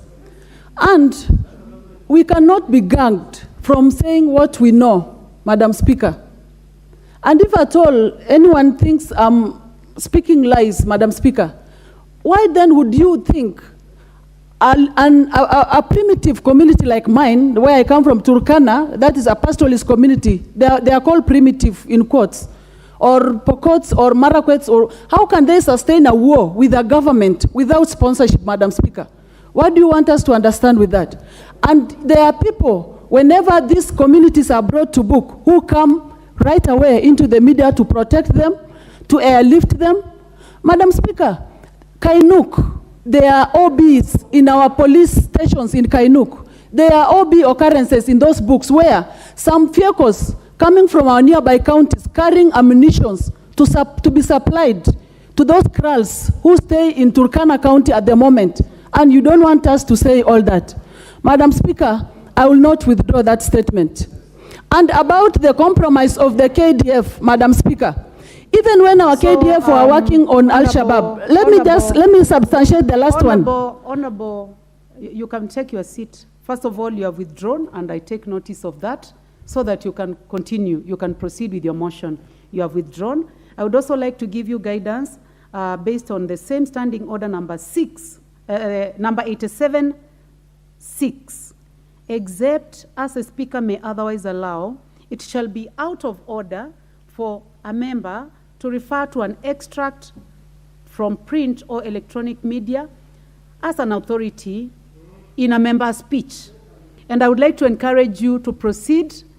You are doing very well. Please proceed and move your motion. Okay, Madam Speaker. I took notice that the honorable member for Turkana withdrew. Madam Speaker. Okay, Madam Speaker, I stand guided by the Honorable Speaker. Madam Speaker, I choose to continue tabling my motion. Honorable member for Turkana. Member for Turkana. I would like to give you an opportunity to withdraw and proceed.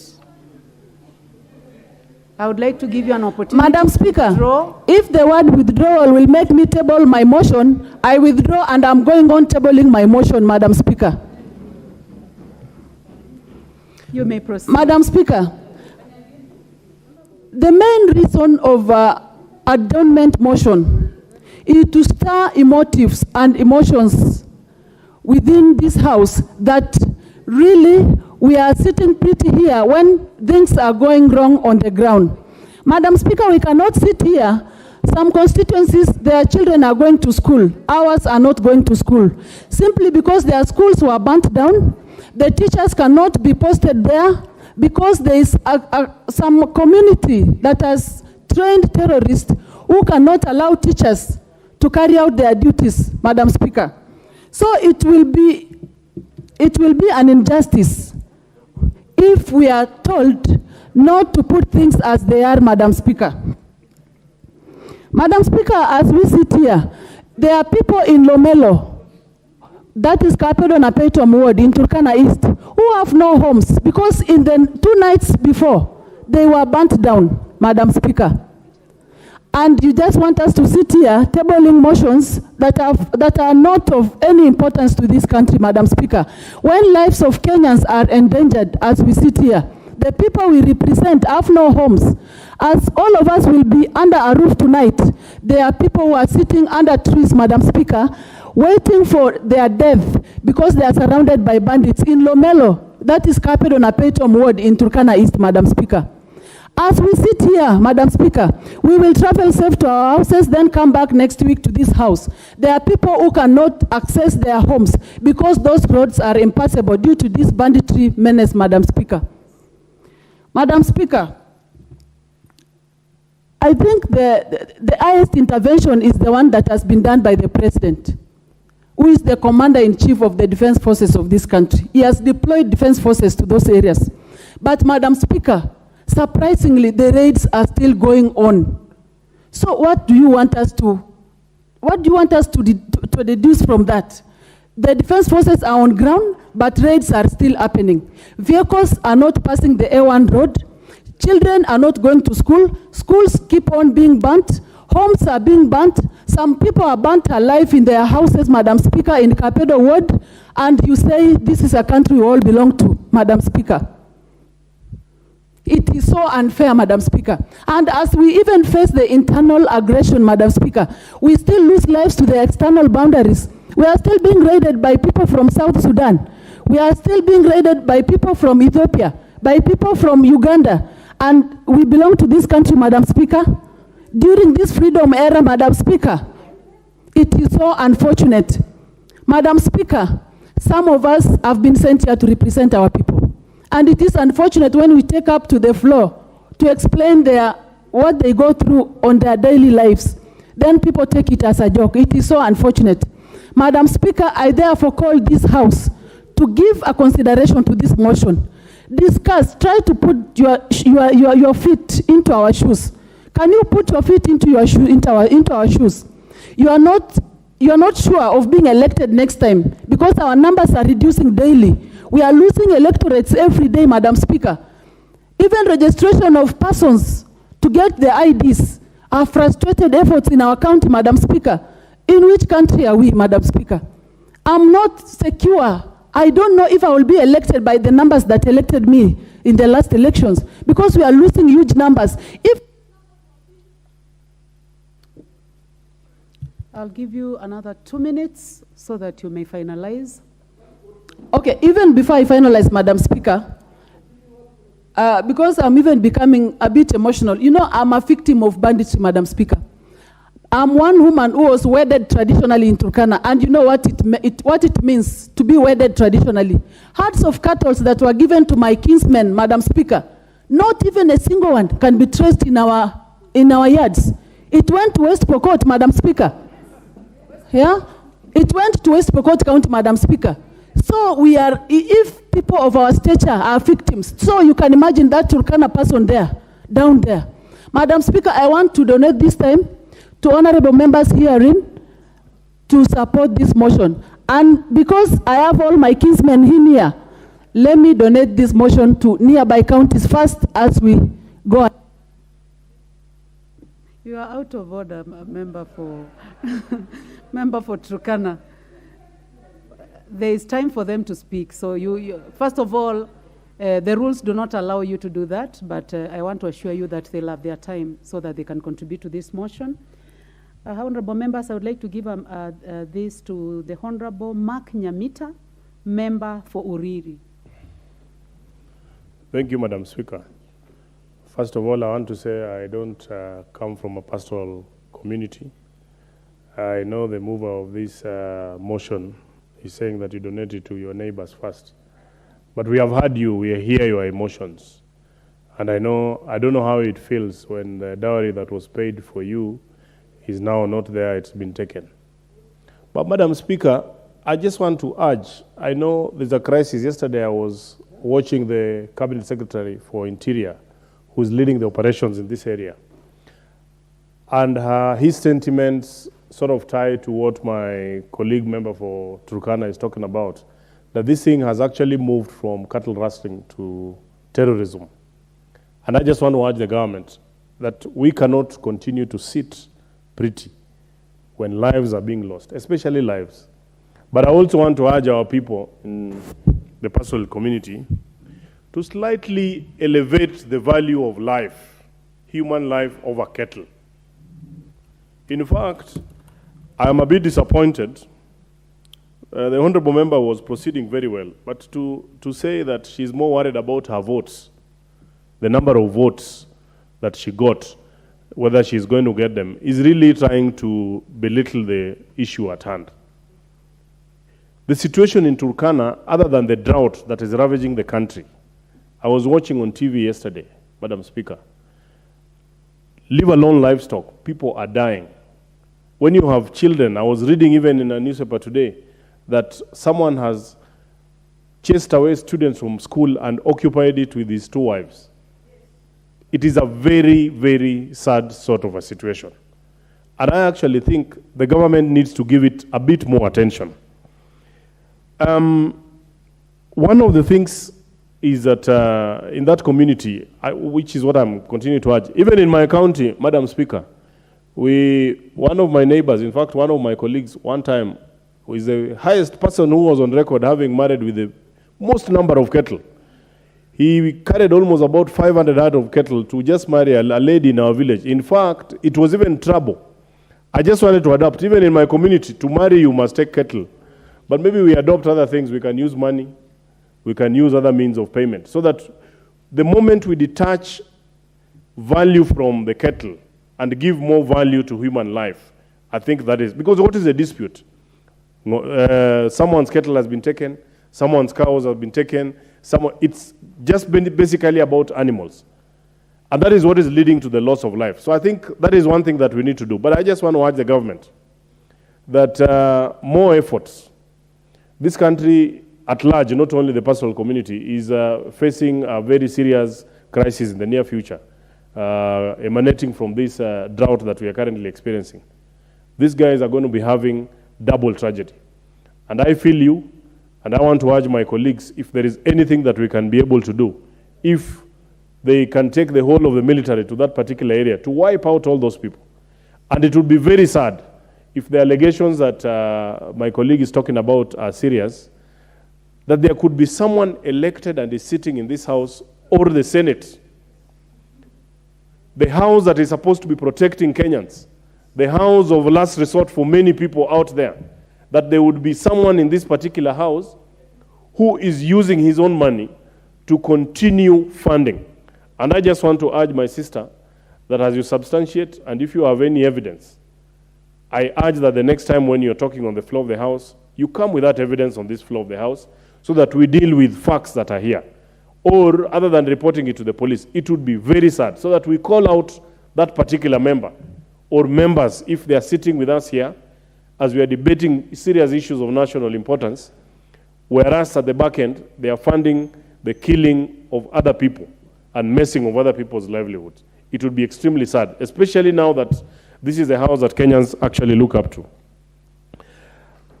I want to urge the government, if it is indeed true that we are to believe what the Cabinet Secretary spoke about, that this thing has moved to terrorism, then we need to upgrade the response from cattle rustling, and the force that has been deployed in that particular region should match a force that is now combating terrorism in this country. So that we deal with it. The president spoke about it. It's almost 2 weeks. It's almost going to a month. And people are still crying. In fact, the cries are even louder. Can they increase a force that now can deal with the issues in that particular area? And I feel you, my sister, and I just want to urge my colleague that my colleagues in this house, that let's all forget about our areas for once and consider our sisters and our people coming from the cattle rustling areas, and let's see what can be done. Can the government begin to also look at other economic activities that can, the communities in those areas can be involved in, so that we don't end up with people killing each other? And this is a thing that has been on almost from the time of independence.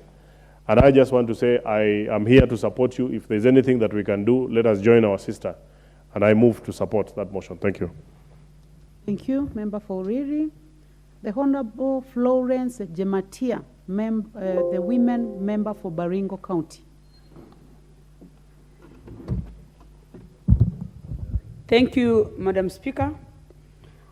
First of all, I want to thank my sister, Honorable Cecilia, for the good work and this motion that is before us in the floor of the House. I must say that I am with you 100%, and this is something that we members from the affected regions have been crying loud. And I also want to thank the floor and the House in general for taking time and considering this as a support for us in the Kerio Valley region. Madam Speaker, I must say from the onset that I come from Baringo. I consider Baringo as one of the manufacturers of bandits. As a member of Baringo County, I speak here with authority that That is where most of this problem has been emanating from. We have one constituency in my county, Madam Speaker, that has been the only denominator of bandits. It's called Tiati. And I'm not sorry to say that because it's true. When I was doing my campaigns, and I have been all through as a member of parliament,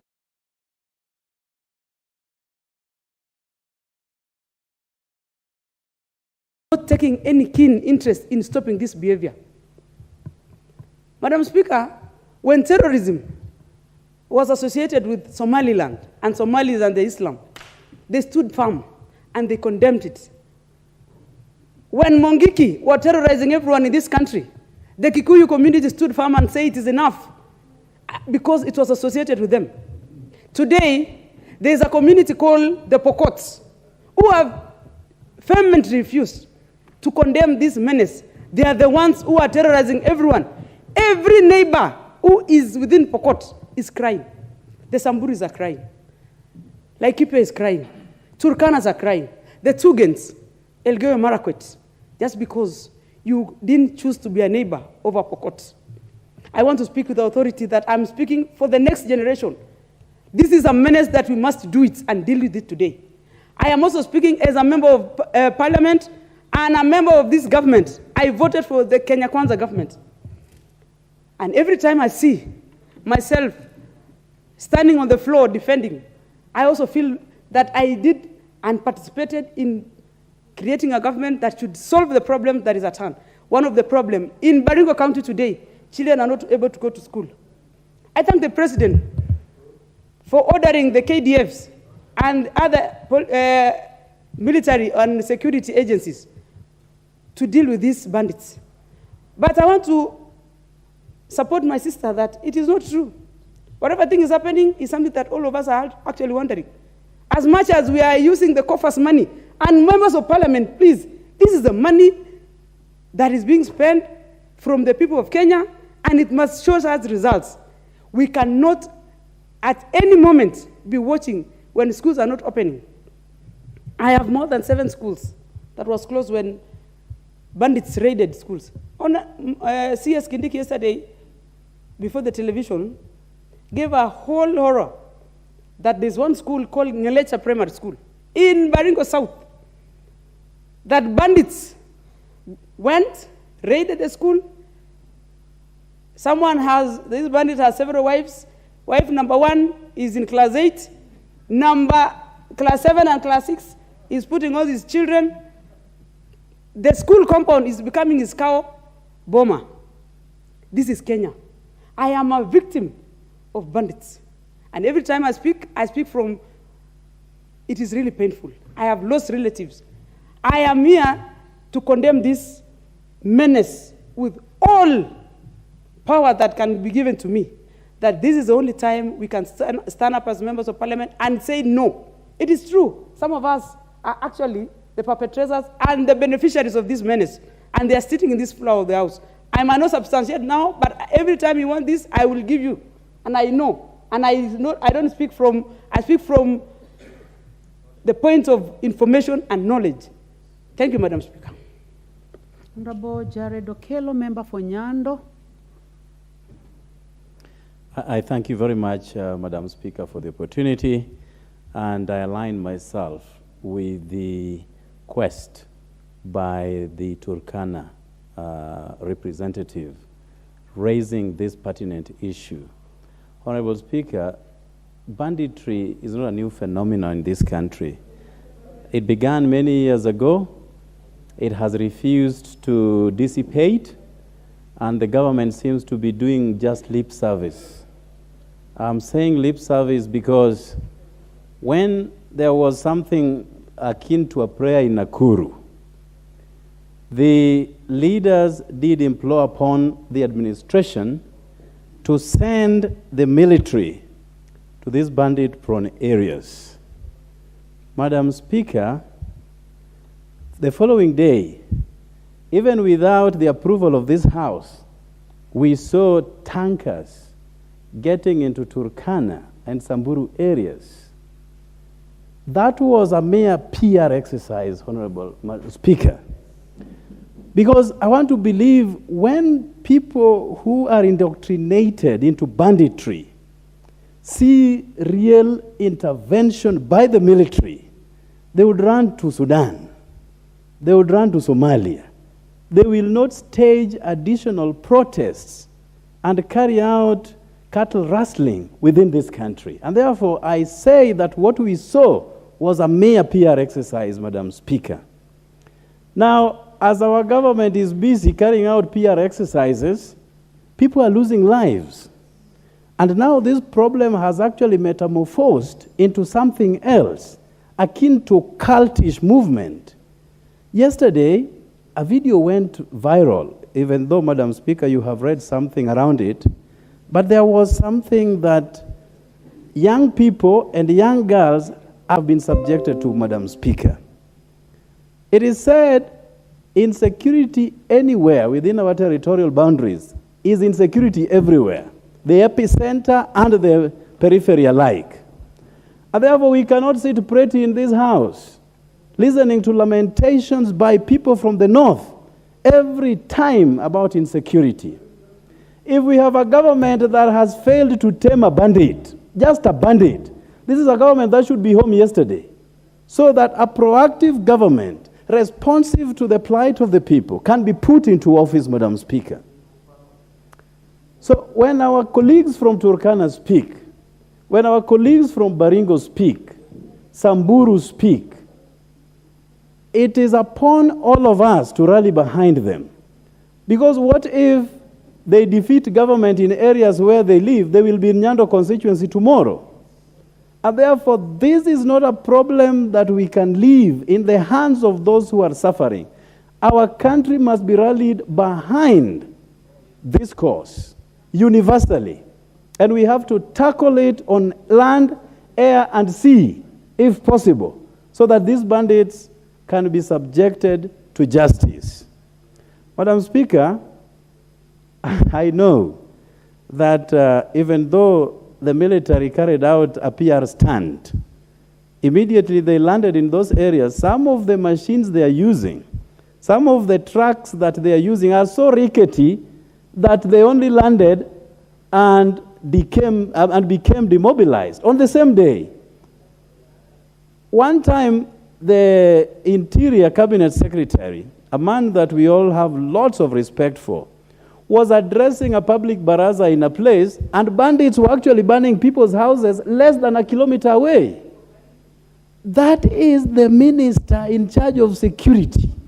If I was the minister, I can tell you nothing like that can ever happen. That I'm addressing a public baraza and you are burning homes. I will personally go in and eradicate you and neutralize all of them. And then I'm challenging these people. This is not a laughing matter, Madam Speaker. Let us all rally behind, as leadership of this House, behind our people, so that this can be resolved once and for all. And if this government has failed the way they have, can they step aside so that Azimio gets into office and correct all the wrongs that have been perpetuated for way too long? I thank you, Madam Speaker. The Honorable Timothy Toroi Teach, member for Marakwet West.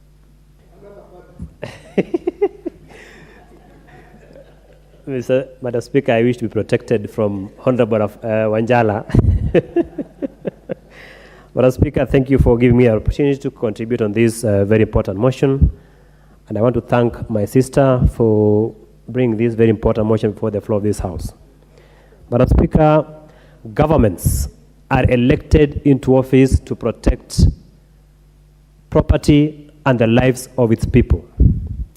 Madam Speaker, it is unfortunate that since independence, the people of Kerio Valley, the people of conflict-prone zones, have been neglected by successive regimes in this country. Madam Speaker, as we speak, the entire Kerio Valley, the entire conflict-prone areas is under the command of militia. Madam Speaker, the area of Tiati, Turkana, part of Marakwet, Samburu, Laikipia, they are living in medieval times. Those are areas that they have no infrastructure, there are no roads, there are no schools, there are no hospitals, they are living in the dark ages. Madam Speaker, military intervention is good, but that is a short-term measure. In fact, in my opinion, we need deliberate civilization in that area. Madam Speaker, that is an area that still lives in a pre-colonial era in this country. Madam Speaker, we allowed the recent intervention by the president. But again, we need a proper military intervention as envisaged under Article 241(3) of the Constitution. Madam Speaker, the recent intervention by KDF, we are being told that the KDF is under the command of the police. In my opinion, that is very unfortunate. We need a proper military intervention as was seen in the Sabot Land Defense Force. Madam Speaker, KDF alone managed to wipe out the SLDF by wiping out Matakwe and the team. So, Madam Speaker, it is not a very easy thing that we think we can be able to just solve through military intervention.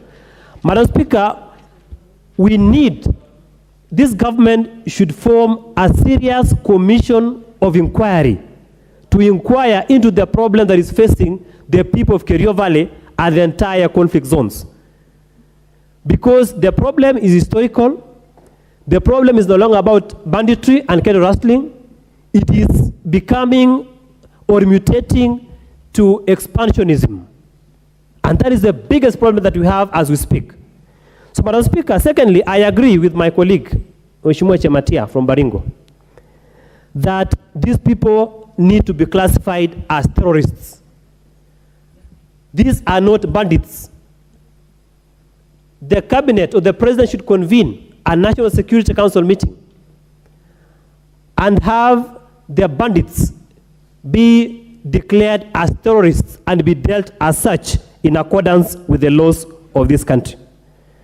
So, Madam Speaker, in short, in as much as we have the KDF who have gone to that region to solve the conflict, we need a long-term solution in Kerio Valley. Madam Speaker, the reason why a certain community is blamed for initiating this problem is because of exposure. They need to be exposed, and that area needs to be developed in its totality because it has been left out by the government for quite a long period of time.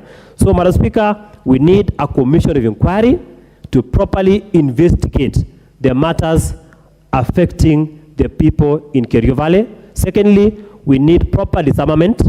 At what age, can you imagine people wielding guns? And we have legislation in this country protecting our people from being killed. Madam Speaker, I beg to support this motion in totality, and we pray that we shall get, in the fullness of time, we shall get a lasting solution in Kerio Valley. Thank you, Madam Speaker. The Honorable Fatuma Mohammed, member for Migori County. Thank you, Madam Speaker, for the opportunity you've given me to contribute to this. First, I want to start by congratulating my sister and feeling the pain that you feel. For you to have taken, even for you to bring this motion here is already a risk for her. And I'm praying for you that may Allah protect you, that they don't get to you. They are watching you now, saying this one is interfering with our business. And I'm very sure, as a woman, you cannot come here and yell what you know it is not true. For sure, there must be some truth in what she has said about whoever is financing this. I may not be aware who that person is, but I beg that we do listen to her. And if there's something that this government can do, which I believe they have opportunity to do something, consider her statement, protect her, and get the truth. This is a woman speaking. This is a mother speaking. Honestly, it is painful, and she is a daughter. This country, I was born many years back, but I remember when Moi was the president, there were some people who were called shifters. Moi made an order. Within 40 minutes, there's no human being that was left called a shifter. What government are we having today? The Pokot population is merely 621,000. You can interview each one of them and know who a bandit is. Either the government is not concerned or the government is not serious about this. And if the government cannot take it up to them, then we as the women, as the wives, as the daughters, as the mothers, as the people who get affected most, we will take to the streets and we will find a solution to this, because the government is taking this for granted. This is a major issue. This is seriously a major issue. When my sister talked here about her votes, she didn't mean that she wants them to vote her back. She merely meant that the population that voted for her, she is losing a big population. That is exactly what she meant. She is here to talk on behalf of the people who voted her. She is talking as a mother of this country, so am I. Can this government tell us they are not able to take care of their own people who are fighting within? And the extras who are outside there, the Al-Shabaab, all those people who are terrorists, are watching and saying, what a country we are, that our own war amongst us, we cannot handle. And they're saying this is a weak country and we are becoming a target. We are showing that we are not able to take care of our people. And so the bad people outside are saying, we are soon going for this country. And within a minute, I saw a joke sometimes from Uganda that that person can take this country within 3 minutes. And I'm seeing this country, within a second, the bad people can take us. If we cannot take care of such a small community, it doesn't affect me in Migori County. I sleep with my doors open. We don't do this kind of things. The only thing that worries me is my fish, if at all it will cross to Uganda. But I'm feeling what she is feeling. There is something that the country can do about this. I was born a small girl. I saw it happening. I am growing old. I have gray hair, and I'm still seeing this happening. Clearly, this has nothing to do with cattle rustling. And if the country is serious, if the leadership of this country is serious, they will get the root problem. We know that they've been marginalized for long. We know that education, they're still behind. We know that they're not taken care of. I don't know their voting pattern if it has anything to do with this. But I believe by the end of the day, these people are Kenyans. These people pay taxes. These people deserve to be given security just as people of Migori are enjoying their security. Please, the government, listen to the women, listen to this woman and feel her pain. And please do something about this community. Not only for the women, even the men are losing their daughters, they're losing their wives. And the future generation is at stake.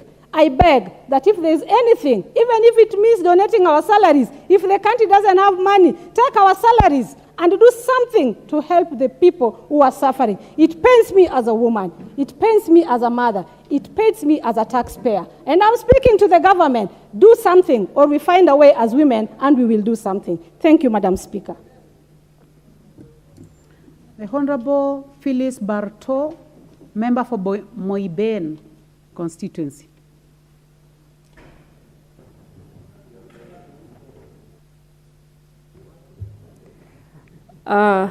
Thank you, Madam Speaker. I also rise to join my colleagues in the debate on the issue of banditry in Turkana. I support my colleague, county women representative from Turkana, for this very emotive issue. Madam Speaker, the Constitution, Chapter 14, Article 238, talks about national security. It is the duty of government to provide and protect its people internally and from external threats. But, Madam Speaker, the issue of insecurity in the regions mentioned, Turkana, Samburu, Laikipia, Baringo, and Elgeyo Marakwet, have become a perennial problem. Until now, we don't understand when this problem is going to be put to rest. I listened to the County Women Rep Turkana, presenting this issue very emotionally. And some of our colleagues were trying to make fun and even telling her not to mention what he was saying. A member of parliament represents people, represents a constituency, a county. So when she brings an issue to the floor of parliament, she knows where the shoe pinches. She has talked about schools being closed in our constituency. At this time in Kenya, we are implementing the CBC curriculum. We have the junior secondary schools. Every part of Kenya is busy trying to see that we get it right. When we close schools in some other parts of Kenya, what are we trying to say? What will happen to those children in those particular regions? Who will fight for them? They are part of Kenya. Something has to be done. She has talked about police officers. She has mentioned over 50 of them who have lost their lives. These are the people who are supposed to be giving protection. When those ones who are supposed to be protecting the people are under threat, who will fight for the people in these regions? Madam Speaker, I happen to be, as a neighbor of this county, Madam Speaker, Moiben borders, or is a neighbor of Elgeyo Marakwet and Trans Nzoia and Baringo and Turkana and Samburu. In 2007, Madam Speaker, during the post-election violence, I happened to be in that region. That was in Uasin Gishu. I was in South Africa one time when the issue of war broke, the issue of Kwere, where Africans were fighting their fellow Africans from other African countries. And Madam Speaker, it is not something very nice. War is bad. And especially when a woman speaks about war, it is very painful. When war breaks, it affects mothers, it affects children. Something has to be done. We need to address this issue in totality. Thank you, Madam Speaker. Thank you. The Honorable Emathe, member for Turkana Central.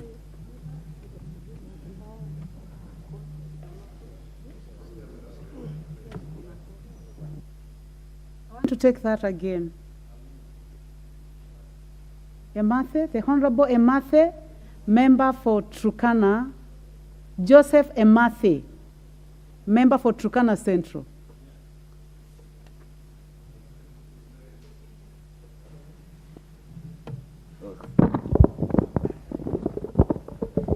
Thank you so much, Madam Speaker. I want to thank you so much for this opportunity and also to thank my women rep for Turkana County. And this is very, very handy at a discussion or a debate that has come at the right time. And a time has come, Madam Speaker, for us to listen to each other as a country. A time has come when we must call a spade a spade. And Madam Speaker, when members here were requesting or asking for a member to substantiate a statement or a comment that one was making, to me, it's like they are living in our own world. They are not in Kenya. Madam Speaker, the history of cattle rustling the history of cattle theft, the history of all that is happening in the North Rift has been documented. It is in record. Kenyans all over are aware that Kerio Valley, Sukuta Valley is a place you can enter, but you may not come out alive. This is where bandits stay. They have turned themselves into terrorists, and they have turned themselves into another IBC, trying to do some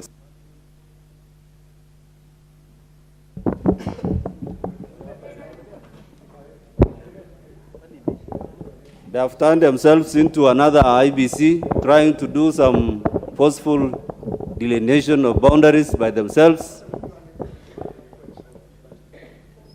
Madam Speaker, I once worked... Honorable Emathe, there is a small problem with the mic. Okay. Nobody is interfering with what you're saying, so you may proceed. Okay, thank you, Madam Speaker. I once worked in Kuria East, where Honorable Kitayama comes from. And I took a county commissioner of that place to Turkana. That man became a regional commissioner later, and I took that man together with the district peace committee all the way from Kuria East, and we took the route that took us to Tot, we crossed to Koloa, we went to Tiati, we slept in Kapedo, and we went to Lomelo, Madam Speaker. The horrible situation in Lomelo made the county commissioner to cry, Madam Speaker, because the chief in that place, first of all, had missed to go for his salary for 3 months. Number two, the food he was eating is something that cannot be eaten by anybody, an employee of this country. Everyone cried. We left the place with hearts broken, and that was in 2010. Madam Speaker, we went to Kainuk. We held a meeting there with the Peace Committee. I will need time, Madam Speaker, to exhaust what I have, because this is a moment to tell the truth and for Kenyans to know that we are various, we are suffering. So, Madam Speaker, a place between Kapedo and Lokori, 105 kilometers, is not inhabited. It is a no man's land. That is a whole area inside Turkana East, not inhabited. It is a place where the Pokots do their issues of cattle theft, cattle rustling, and all that appertains. Madam Speaker, I have lost relatives. I have lost my first uncle. I have lost sisters from cattle rustling, from cattle theft, close relatives, Madam Speaker. And as at now, the issue of vulnerability is coupled with how we are losing, or the rate at which we are losing cattle. Today you wake up, you are rich. In the next 1 minute or 1 hour, you are poor. Now, drought is there. The rate at which we are able to absorb the shocks of vulnerability is too high. Schools have been closed. Some have even been burnt by these Pokots. And, Madam Speaker, when we talk about illiteracy rates in these areas, poverty index in these places, it is one of the highest in this country. I want to applaud our president, Dr. William Samoei Ruto, for initiating the operation. As it is now, Yes, we are convinced that it's going to take long, and they are going to stay in those areas, in those corridors. However, there are continued reports that banditry is still going on. Yesterday, a place near Kainuk was raided. The other day, Lomelo was set ablaze by the Pokot. We hear other thefts in Samburu that are going on. In fact, this week, we have heard more than 4. Kainuk, another time, was again a no-go zone. The Pokots were engaging the army that is doing an operation there in a fierce battle, exchange of fire. Thank you, Honorable Emathe. You may have noticed that you got extra 2 minutes because of the disruption with the mic. So your time is up. The Honorable Ariko.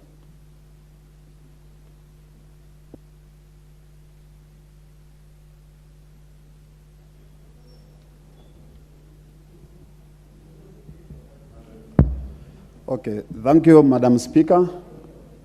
I stand here as a member of representative for the great people of Turkana South.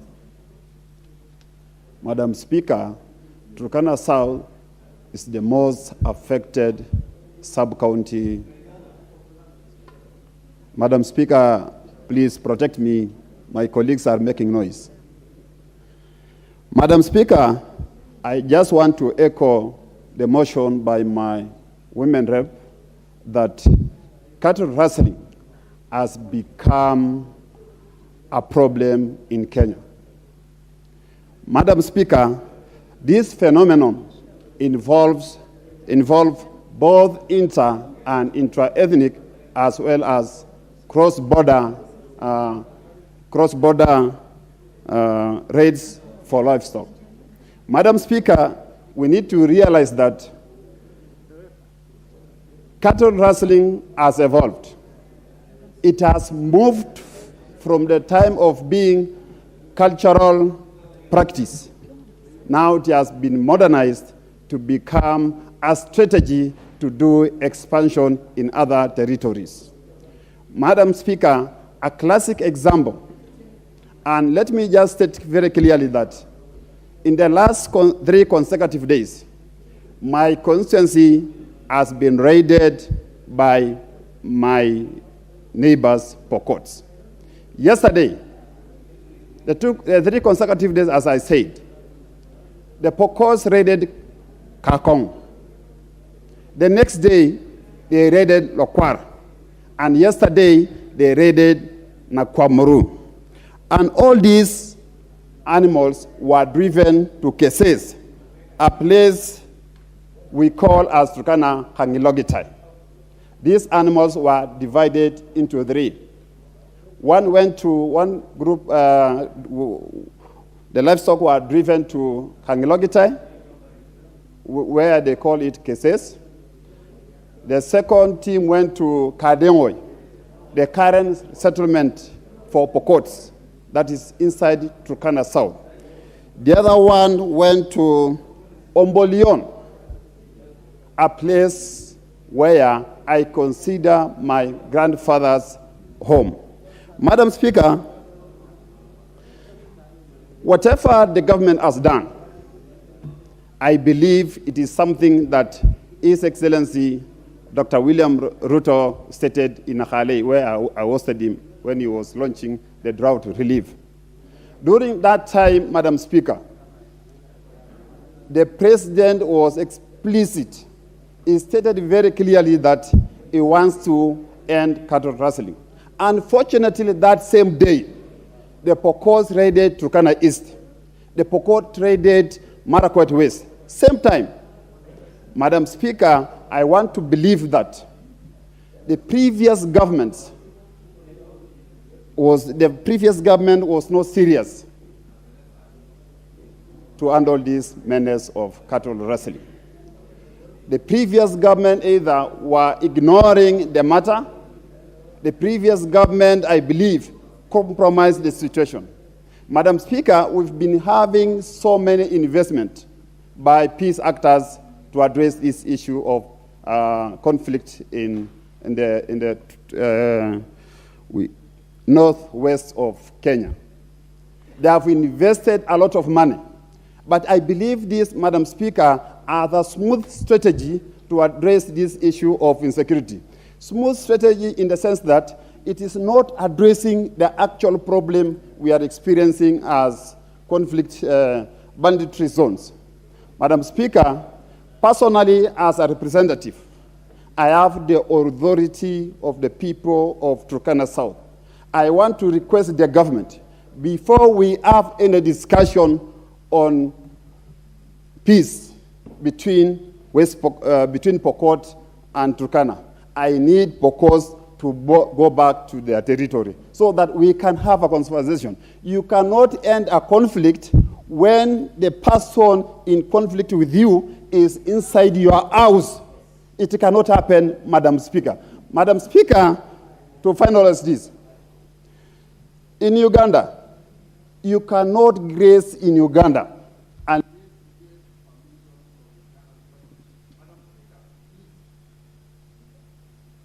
I give you a minute. Minutes, Madam Speaker. 1 minute, Honorable Member for Turkana South. Madam Speaker, our colleagues, the Pokots, do have dual citizenship. They do not need permission to graze in Uganda. The moment the government gave out an ultimatum of 3 days, they moved to Uganda. Currently, the Pokots are in Kademwe with so many guns. Unfortunately, the KDF is stationed in Kainuk. They are not doing anything. These Pokots are shooting KDF. Even yesterday, the KDF tried to follow these animals. Unfortunately, they could not get all the animals. They got almost 20% of the animals. So please, Madam Speaker, the government has to do something different. Thank you very much. The Honorable Marwa, a member for Kuria East. Thank you very much, Madam Speaker. Many of the members of parliament here who have served in Kuria in the past, and any other public servant who has served in Kuria, Madam Speaker, will tell you that Kuria used to have a big problem of cattle rustling, a very big problem. And this is a problem that had been there for many years. We were fighting and engaging in cattle rustling with the Kipsigis, with the Maasai, and with the Maasai, different sub-clans of the Maasai, probably 5 different. And then we're also engaging with the Kipsigis, and then on this other end, we're also engaging within ourselves, the 4 clans that are in Kuria, and also with Tanzania. So we used to have an extremely complex problem. Madam Speaker, it took the resolve of the people of Kuria themselves, and that was not an easy matter. 2007, when this matter was very, very hot in Kuria, I lost an election because I thought talking against it is something that would earn me more marks. Actually, I lost that election. 2013, I again lost an election because I was the only candidate who was speaking against cattle rustling. Madam Speaker, 2017, we had lost enough lives and more people thought that maybe there is a point in this young man, let's listen to him. I got elected in 2017. And I want to thank the current president because when he came 2017 after the elections, and I told him that this matter of cattle rustling must end in Kuria, he gave us support when he was a deputy president at that time. What am I trying to say, Madam Speaker? It must take our leaders, the Pokot, the Turkana, all the people who are involved in this matter, it must take them courage to say no to this menace. If you don't do it, and I want to assure you I am a living example. If you don't do it, forget about these votes. If you don't say no and tell your people that you don't support it, it will continue. And let me tell you, my brothers and sisters, this is not a matter that is solved for you by external forces. It is not a matter that will be solved for you by government. It is not a matter that is going to be solved for you by the Ministry of Interior. It is not a matter that you will bring tanks to solve for you. It will not end. It must come from yourselves, and you must say no to this. And it is us leaders who fear to be voted out, and therefore we encourage this siege mentality. We get compromised by the very, very thugs who have no business with peace. They don't want peace. Madam Speaker, it will shock you that a cow that would ordinarily fetch 40,000, 50,000, 100,000 in the open market, actually, if you break it down, the person who is doing the raiding probably gets only 500 shillings or 1,000 shillings. Somebody in between there is making the markup. And at the end of it all, the person losing is the one who has been raided, and the cattle has left. So this whole chain of activity benefits no one. And that is why I want to ask and implore my colleagues. Just stand up and say no to cattle rustling. It will go away. You must do it yourselves. Be you Pokot, just say no. Be you Turukana, say no. Whoever it is that you are, just say no to this thing. Those that want to vote for, you'll be surprised. In the last 5 years, our mothers in my constituency, the children that have been born between the ages of 5 and below, are so many. Why? Because now our mothers are able to sleep in Korea. And this is something that I have experienced, and I know that if all of us were to take it in this trajectory, it will solve the problems that all of us are going through. So I support you, my sister. It is not an error that we should continue having this kind of problems. And Madam Speaker, let me also conclude by saying, government should also develop these areas. You cannot withhold development. Thank you very much. The Honorable Lillian Gogo, member for Rangwe. Thank you so much, Honorable Speaker.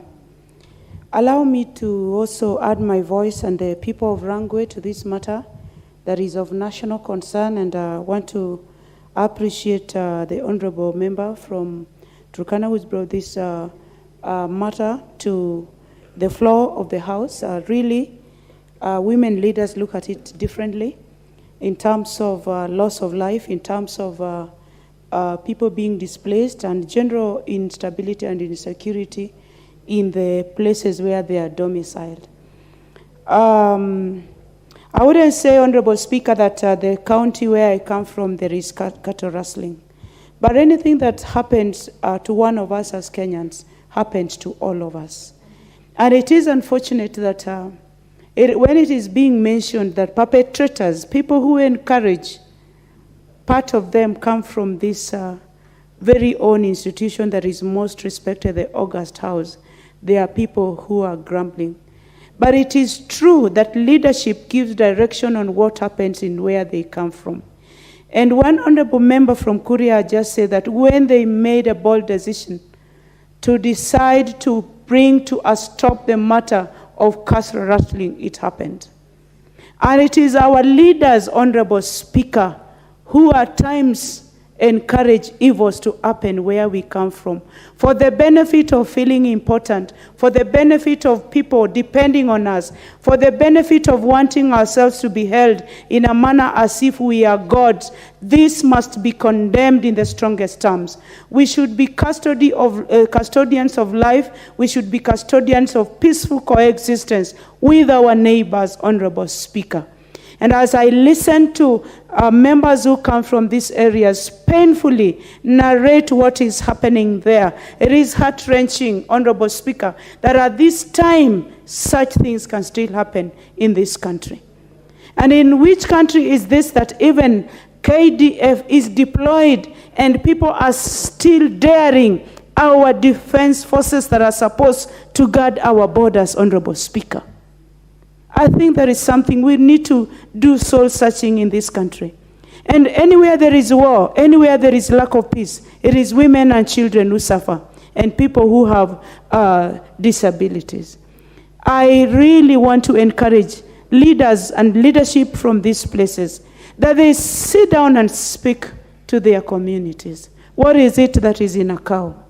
What is it, Honorable Speaker, that is in wealth, that we lose lives and gain so much in terms of wealth, Honorable Speaker? What is it that we will carry to our graves, that we will have other Kenyans suffer, Honorable Speaker, to the extent that we want to own cattle, we want to own goats and sheep? What is it? What is it? What is it that is happening to this country? It is not about gender-based violence. It is not about, Honorable Speaker, teenage pregnancies. It is not about HIV and AIDS. And somebody still is bringing to this country death by way of people fighting over places for grazing cattle, fighting over cattle, fighting over how much cattle one owns. And I'm even told that in this country, within Kenya, there is no man's land for practicing evil in this century, Honorable Speaker. I should think, and I must emphasize, Honorable Speaker, that it is time Kenya got back into seriousness. Kenya has for the longest, Honorable Speaker, been the big brother in the African region, especially East Africa. And when in the floor, in this plenary, Honorable Speaker, we discuss disgusting things, Honorable Speaker, that brings down the name of Kenya, I should think as a mother, I should think as a member of this august house, that we need to embarrass ourselves and call ourselves dishonorable when we are part of the persons who propagate these things, Honorable Speaker. I want to add my voice to it, and I want to say that it is high time that this matter is discussed and looked at with the seriousness that it deserves and brought to a complete halt, such are the times I remember Michuki, that when Mungiki was a menace in this country, he brought it to a halt once and for all. I thank you. Very well. The Honorable Bowen, member for Marakwet.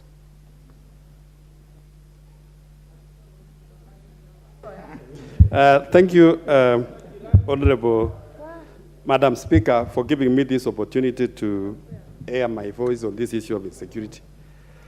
Madam Speaker, I want to thank the Member of Parliament for Turkana, the Women Rep, for bringing this issue. Madam Speaker, I'm serving my third term in this House. The issue of insecurity we discussed since I came to this Parliament. The issue of insecurity in Kerio Valley and the entire North Rift, Madam Speaker, it is something which has been going on for many years. Madam Speaker, let me say this, that the Kenya Kwanza government, led by His Excellency the President, Madam Speaker, went out seeking votes to the people of North Rift on one issue only. The pastoralists of North Rift, Elgeyo Marakwet, the Pokot, the Turkana, they don't know even this bottom-up economic model. These are people, Madam Speaker, who are seeking the top-down issue of insecurity. These are people who are crying that the police on the ground, they are unable to provide them with security. They are seeking the intervention of the president from the top to sort out these issues on the ground, Madam Speaker. The issue of insecurity cannot, the bottom-up cannot apply. Madam Speaker, as we speak, this House, some weeks ago, were informed about KDF going to help police in Kerio Valley. It's a very good idea. We all support as leaders. But Madam Speaker, we are saying it is too late. We have lost so many people. I have so many widows, so many orphans. Madam Speaker, I said one time in this House and in many other forums that we have taken our KDF to Somali. We have taken our KDF to DR Congo. We have taken elsewhere outside this country to provide peace. But we are going out to seek peace for other people when we don't have peace in our country. It is high time, Madam Speaker, that we are saying, as members of parliament from North Rift, that all the police officers who are there to be removed and that area to be, KDF to be deployed and deployed permanently. Madam Speaker, the people who are killing our women and children in Kerio Valley are police. If you look at the bullets, spent the cartridges, it is written Government of Kenya, GOK, Madam Speaker. The banditry in Kerio Valley is escalated by police who are selling these bullets to the bandits. They are collaborators, Madam Speaker. We are no longer talking about normal bandits. We are talking about criminals enterprise, where there is a commercialization part of it.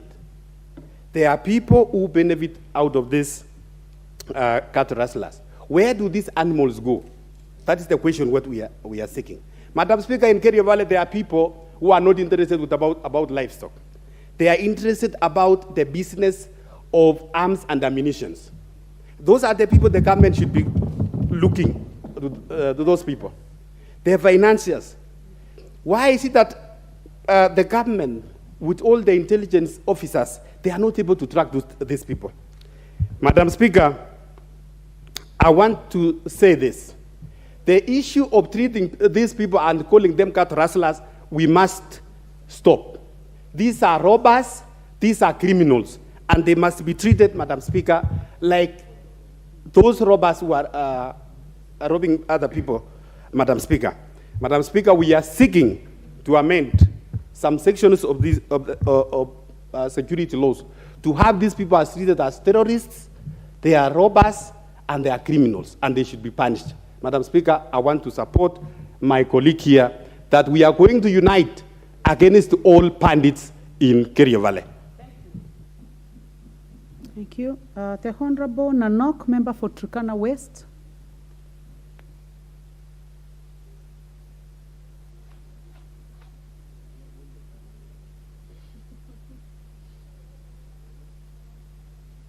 Please trace the member for Turkana West and give him the mic. I'm here. Oh. Thank you, Madam Speaker. I arise to join my colleagues that have already debated on this motion, Madam Speaker. And Madam Speaker, just as a point of information, if you look even at the attendance now of this House, Madam Speaker, the seriousness of the matters touching the North is actually a problem. The number of members who are debating this motion, who are present, who are listening, who are contributing, Madam Speaker, is wanting.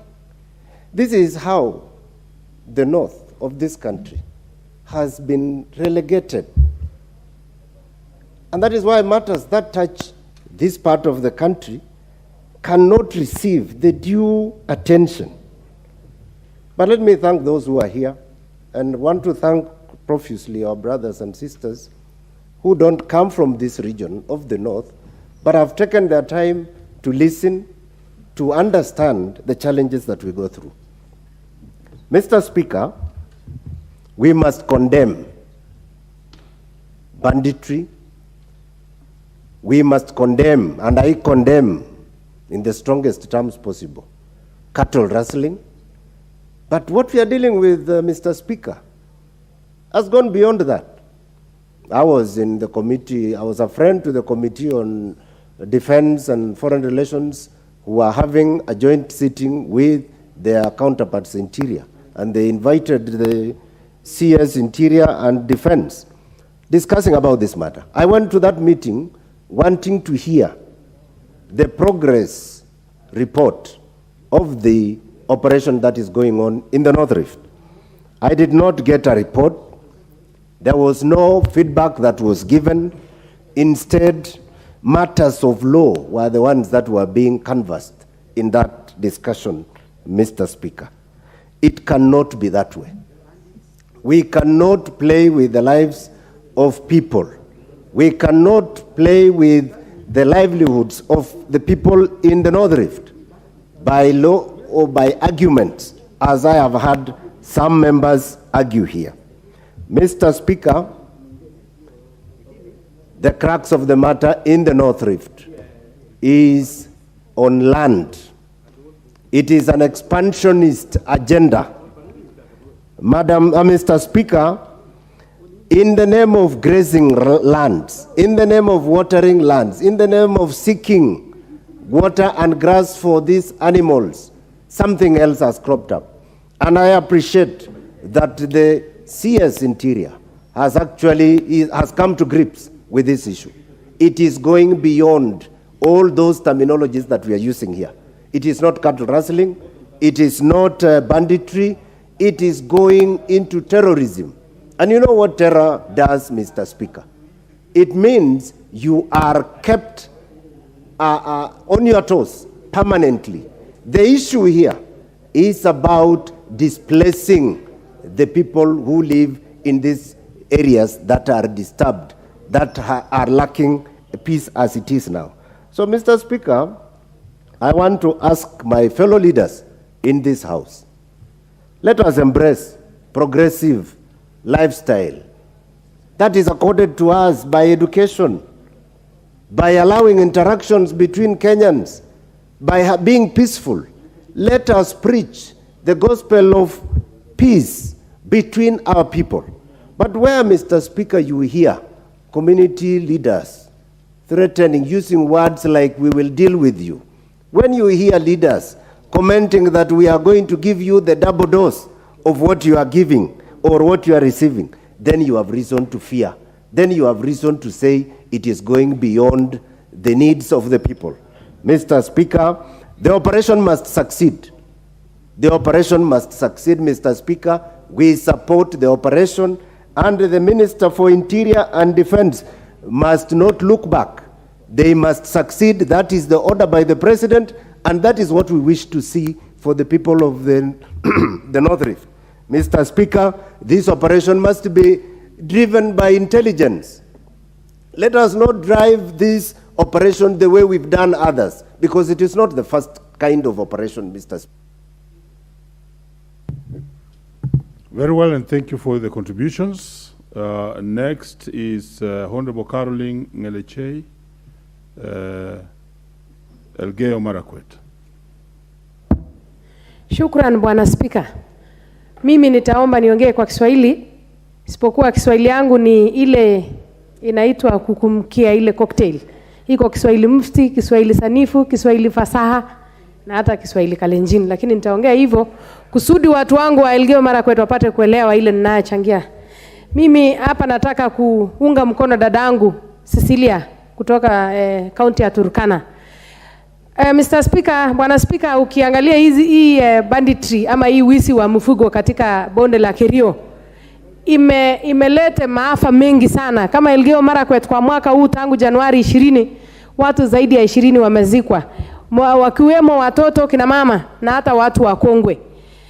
Bwana Speaker, hili janga ni kitu ya aibu sana katika bunge letu tunapoendelea kuongelea, kwa sababu saa hizi dunia mzima imeendelea, watu hawauani, watu wanyang'anyani mifugo, emaciated animals.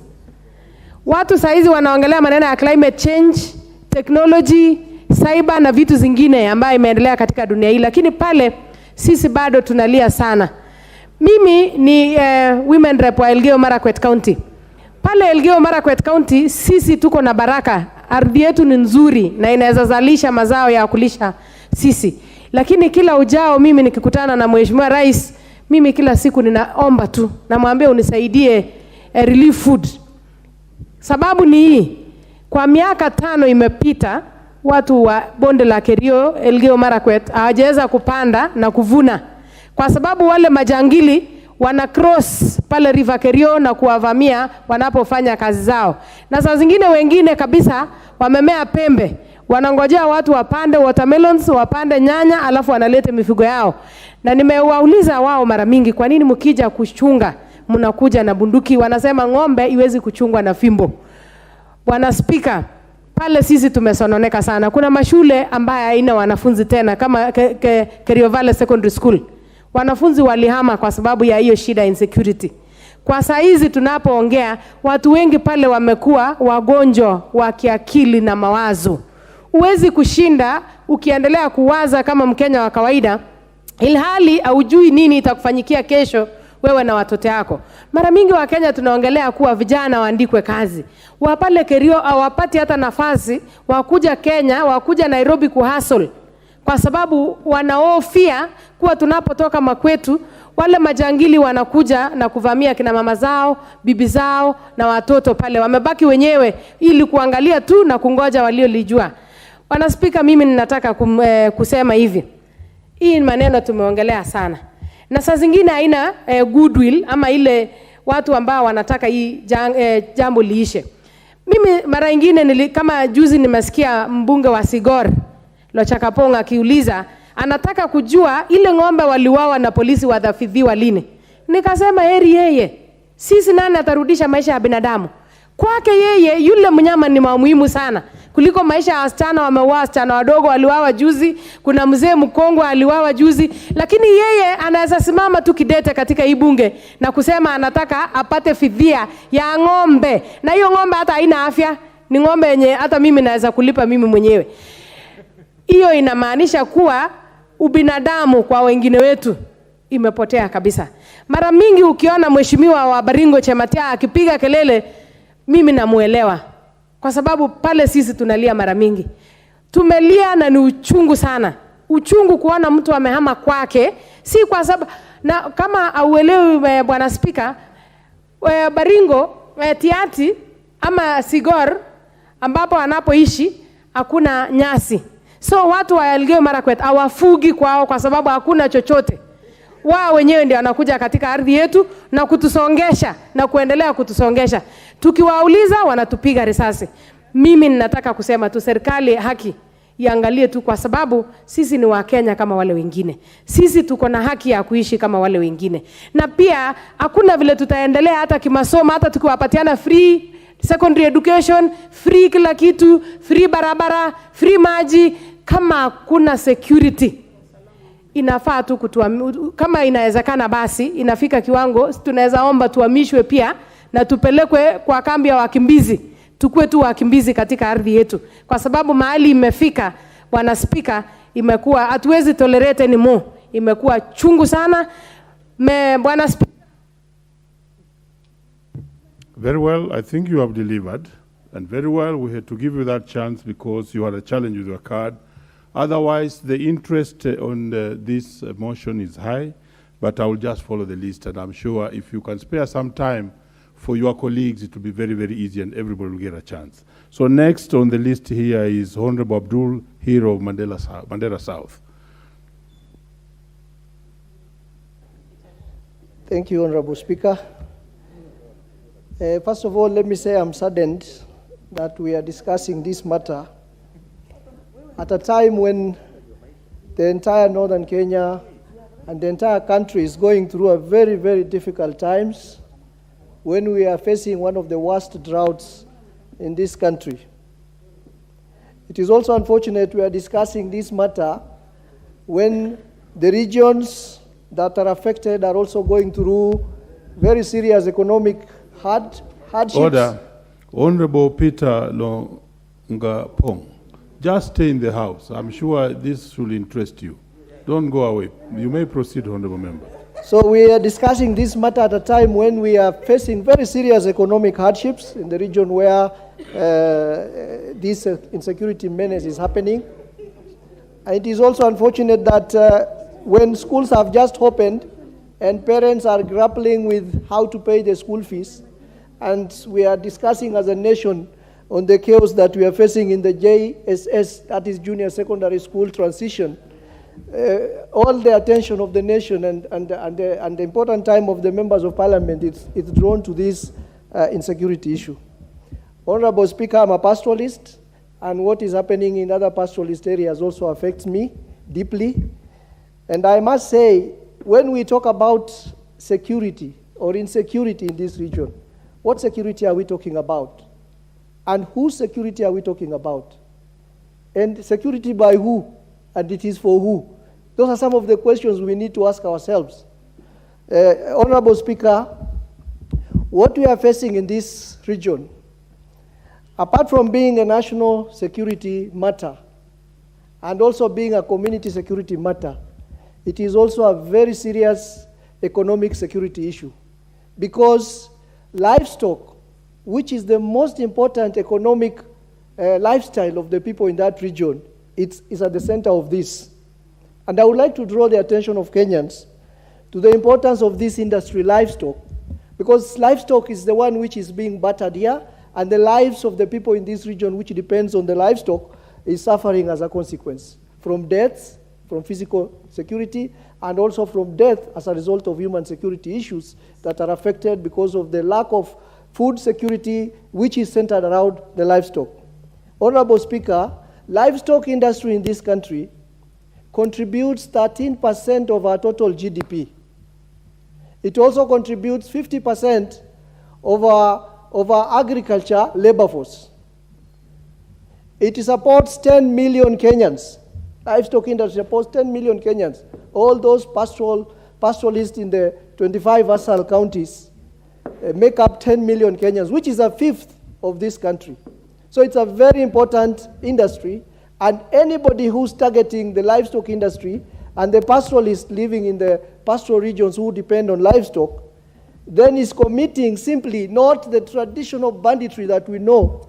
They are committing what I may call economic banditry on the people of that region. Honorable Speaker, I think it is time we put our acts together as a country so that this banditry menace, I don't want to call it banditry, this economic terrorism that is happening in this region is brought to a halt. Because if that region continues ailing as a result of insecurity, the entire nation will be ailing. Nobody is at peace. If the Kerio Valley, Turkana, Samburu, Pokot, and Baringo is not safe, I can assure you, Mr. Honorable Speaker, the entire country will be ailing. And therefore, I would urge the security apparatus that has been deployed in that region to be stern so that we can have a solution to this problem once and for all. In the life cycle of any insecurity issue or any conflict, it reaches a crisis point where the usual discussions doesn't work anymore. It is only the coercive power of the state that can resolve some of these issues, and I think the military should take this very seriously, and I think we will pray for our people in those regions, that the northwestern part of the region, and nobody should be spared, whether it's a leader, a government official, a military officer, or anybody who is found to be culpable in this matter should be dealt with. The Honorable Protas Ewesit Loima.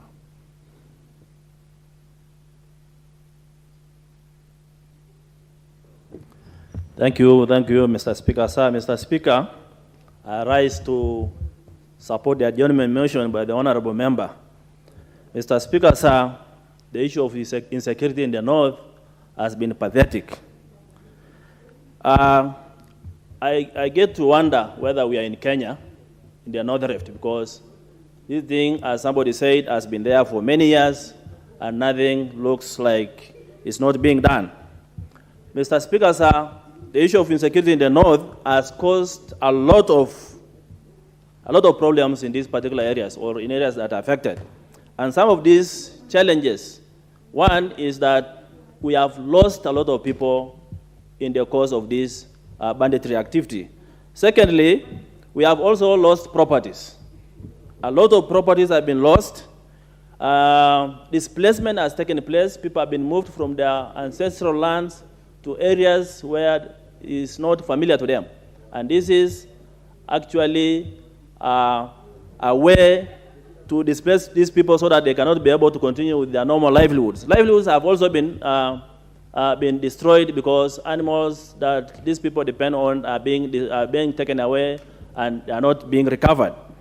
To add into that, the situation has also been witnessed in these particular areas. People lose all their parents, siblings, and all that, and they become orphans and nobody to help them. Now, I want to be told, because I'm wondering why we are suffering like this, and we are in a country that is supposed to protect lives and properties of people.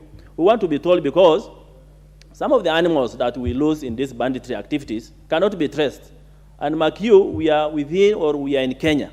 In fact, the banditry we are experiencing between our international borders, let's say South Sudan, the Toposas there and the Turkana, Ethiopia and Uganda and others. Actually, we recover animals if they are taken by Karamoja. We follow and recover them. But animals that are taken within the counties that are being mentioned, you will never recover them. What does that tell you? It means this is a high level of business between high-level government officials, between the police, between some business cartels. That's why you are not able to trace any single animal that are stolen. If animals are stolen tomorrow, you will not even get one. Even if they do what they call rounding up of animals within the area, the animals have entered. You will not even get one of them. It means these animals, there is ready transportation. The moment they are stolen, they are driven to a specific place where trucks are waiting, and then they are loaded, and you will never get them again. And that's why Governor Natembeya was saying the Nairobi people are the ones actually benefiting because the proceeds of this cattle rustling or banditry, the animals are taken abroad here to Nairobi and other outlets. Mr. Speaker, why insecurity? Why insecurity? I can tell you for sure that if you go to Turkana County, to West Pokot County, Samburu County, the police stations in those areas are empty. They are called police stations, but there are only 5 officers. A police station has between 350, not 300, 30 and 50 officers. But if you go to those police stations, there are hardly 10 police officers. It means these police officers cannot be able to secure lives and properties of people in those particular areas. And that is one cause. Secondly, most of these police officers that are sent there are people who have incapacities. They are incapacitated. Some of them have been sent there on disciplinary cases. Some of them have been sent there because they are alcoholics. Some of them have been sent there because they are drug addicts. So these are people who cannot act. Even if your animals are stolen and they pass close to their doors, they will never come out of their camp. Honorable Speaker, the operation just started the other day. That operation has even escalated banditry because, like 3 days ago, a coordinated attack happened in 3 counties at the same time. So it means there is a command center where these things are happening, and I don't know what the operation is doing there. They are just there, doing exactly nothing. So we need to know exactly what the officers are doing. And then you go and gazette 5 counties as curfew areas. And the number of officers they have displayed there or deployed there are very few. They are almost spread thinly in those counties. Very well. Let's hear from Honorable Christine Umbaka, County Women Rep, Siaya. Thank you, Mr. Speaker. Sorry, I have a cold, but I hope you'll hear me. Thank you very much for this opportunity, my sister, for bringing this.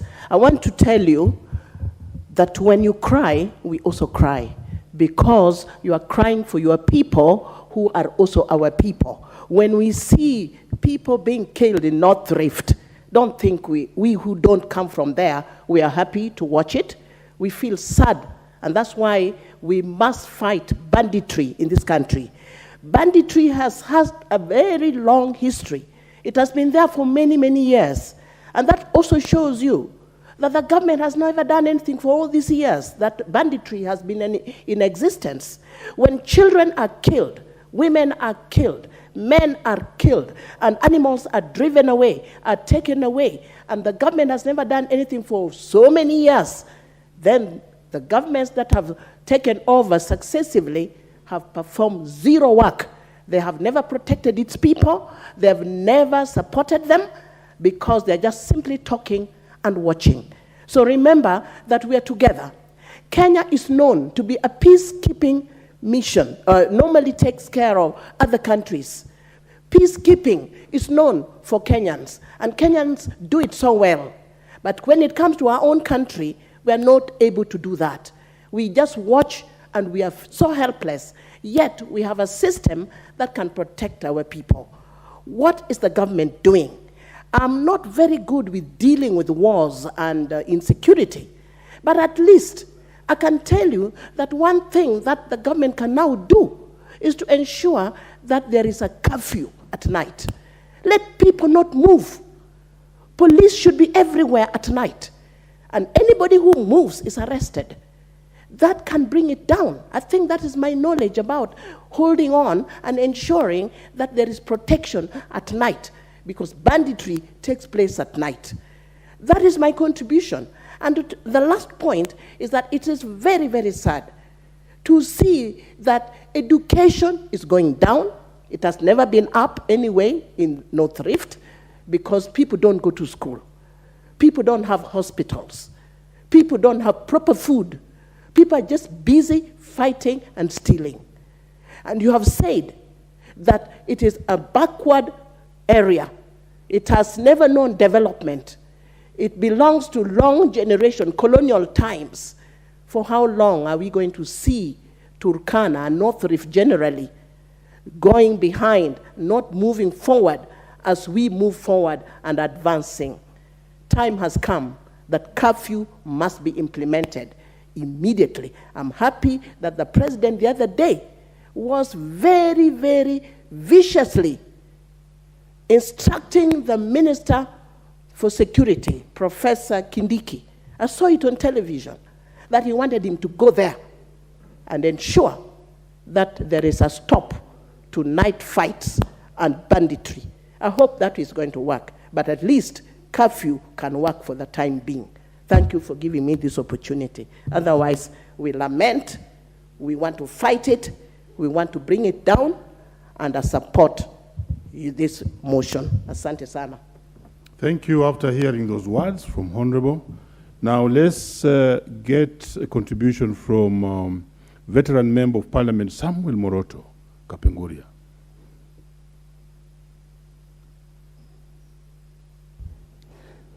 Asante sana Mheshimiwa Spika kwa kunipa nafasi ili nipate kuchangia. Nataka niseme nimesikia yale ambayo wenzangu hapa wamesema. Nataka niwaeleze sisi wengine tulikuwa naongea vile mnaongea hapa, tukifikiri kwamba italete faida, ili watu wako wakati wanakuona wanaanza kupika makofi na kesho bado wataumia. Nataka tuunge mkono ile ambaye mjumbe wa Kuria alisema. Mimi natoka Kapenguria. Na katika Kapenguria tulikuwa na nyorosia na upande wa Trans Nzoia, kule Uganda, upande wa Marakwet, Turkana. Lakini kwa wakati huu usikii watu wa area hiyo, especially hapa Kapenguria, wakipikana.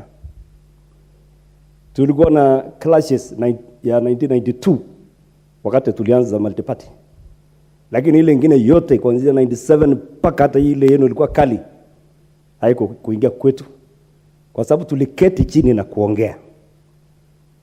Moi alileta kitu inaitwa Nyundu operation. Hakuna kitu ambayo ilifanya. Ngaiseri ndio alikuwa anaongoza. Kibaki akacha na yake inaitwa Dumisha Amani operation. Ile ami ambayo alikuwa anakonga watu Nyundu, ndio alikuwa anaenda kukaa chini na watu kuuliza shida ni nini. Bwana Spika, umesikia kwamba hiyo area ni sehemu ambayo iliwachwa. Kwa Kiingereza walikuwa wanasema closed district. Hata wale missionaries wenye walikuja kutusaidia kanisa kiroho walitoka Uganda, walipita muda tukuja. Catholic wakaja wakaanza mahali inaitwa Tartar. Sasa ni national school, girls school. Na ni kwa sababu ya kanisa.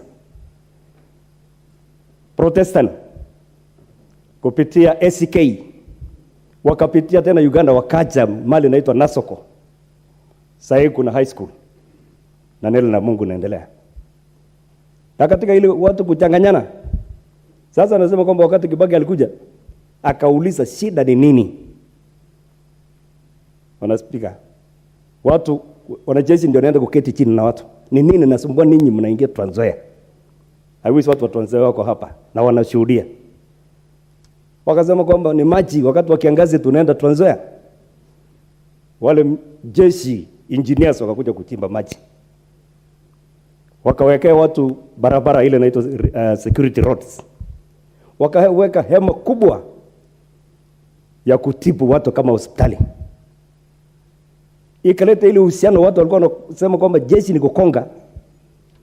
Huyu jamaa kaleta watu karibu. Sasa mtu wa upande wa West Pokot hana sababu ya kuenda Trans Nzoia kwa sababu hata maji iko upande mwingine, barabara iko upande mwingine, na hospitali sasa imeanza kuchengwa. Pia nataka nishukuru huyu ambaye ni president sasa, wakati alikuwa deputy president alituita sisi wote jamii ya North Rift, tukawa na kitu inaitwa peace caravan.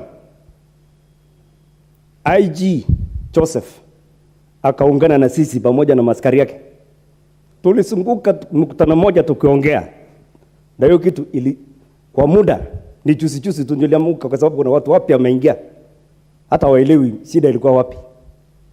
Mtu anakuja, tunafikiria sasa ukiongea hapa hivi itaanza kujulikana na watu wataanza nini, kitu tafanyika. Wacha tuketi chini. Nashukuru hii serikali sasa, kwa sababu wamesema kwamba jeshi hawatatoka ni mpaka wafanye maendeleo. Mheshimiwa Spika, ukiangalia area kama ya Baringo, nataka hii watu wa Baringo waketi chini na kuona kwamba nani alisababisha theater ikuwa vile ilivyo. Hao wanapeleka maendeleo, barabara lami, kufika mahali naitwa Loruk, wanakata hapo. Wanaleta education, mambo ya stima paka Loruk, wanakata hapo. Wanaleta kanisa AIC ambayo hata mimi nilikuwa na moyo ndani, haikukanyaka upande wa chini. Nashukuru Kibaki, kwa sababu Kibaki pia sasa ndiye alianza kuingiza barabara ya lami na mashule kwenda huko. Mpaka jeshi wakati Michuki alikuwa minister hapa, ndio hapo ikaanza kuchengwa na jeshi ndio alichenga. Hatutaki kurudi huko nyuma. Sisi hapa tuna Kapenguri ni cosmopolitan, kila mtu yuko huko. Mkisema tutafukuza Pokot upande ile nyingine, Turkana ndio wako wengi. Sasa msimbukize sisi ugonjwa wenu. Tuketi na kumaliza hii kitu sisi kama sisi, na itakwisha. Kwanza sasa hii ni pockets area kidogo, si kila mahali. Asante Bwana Spika. Haya, tumepata mawaidha na uzoefu mkubwa.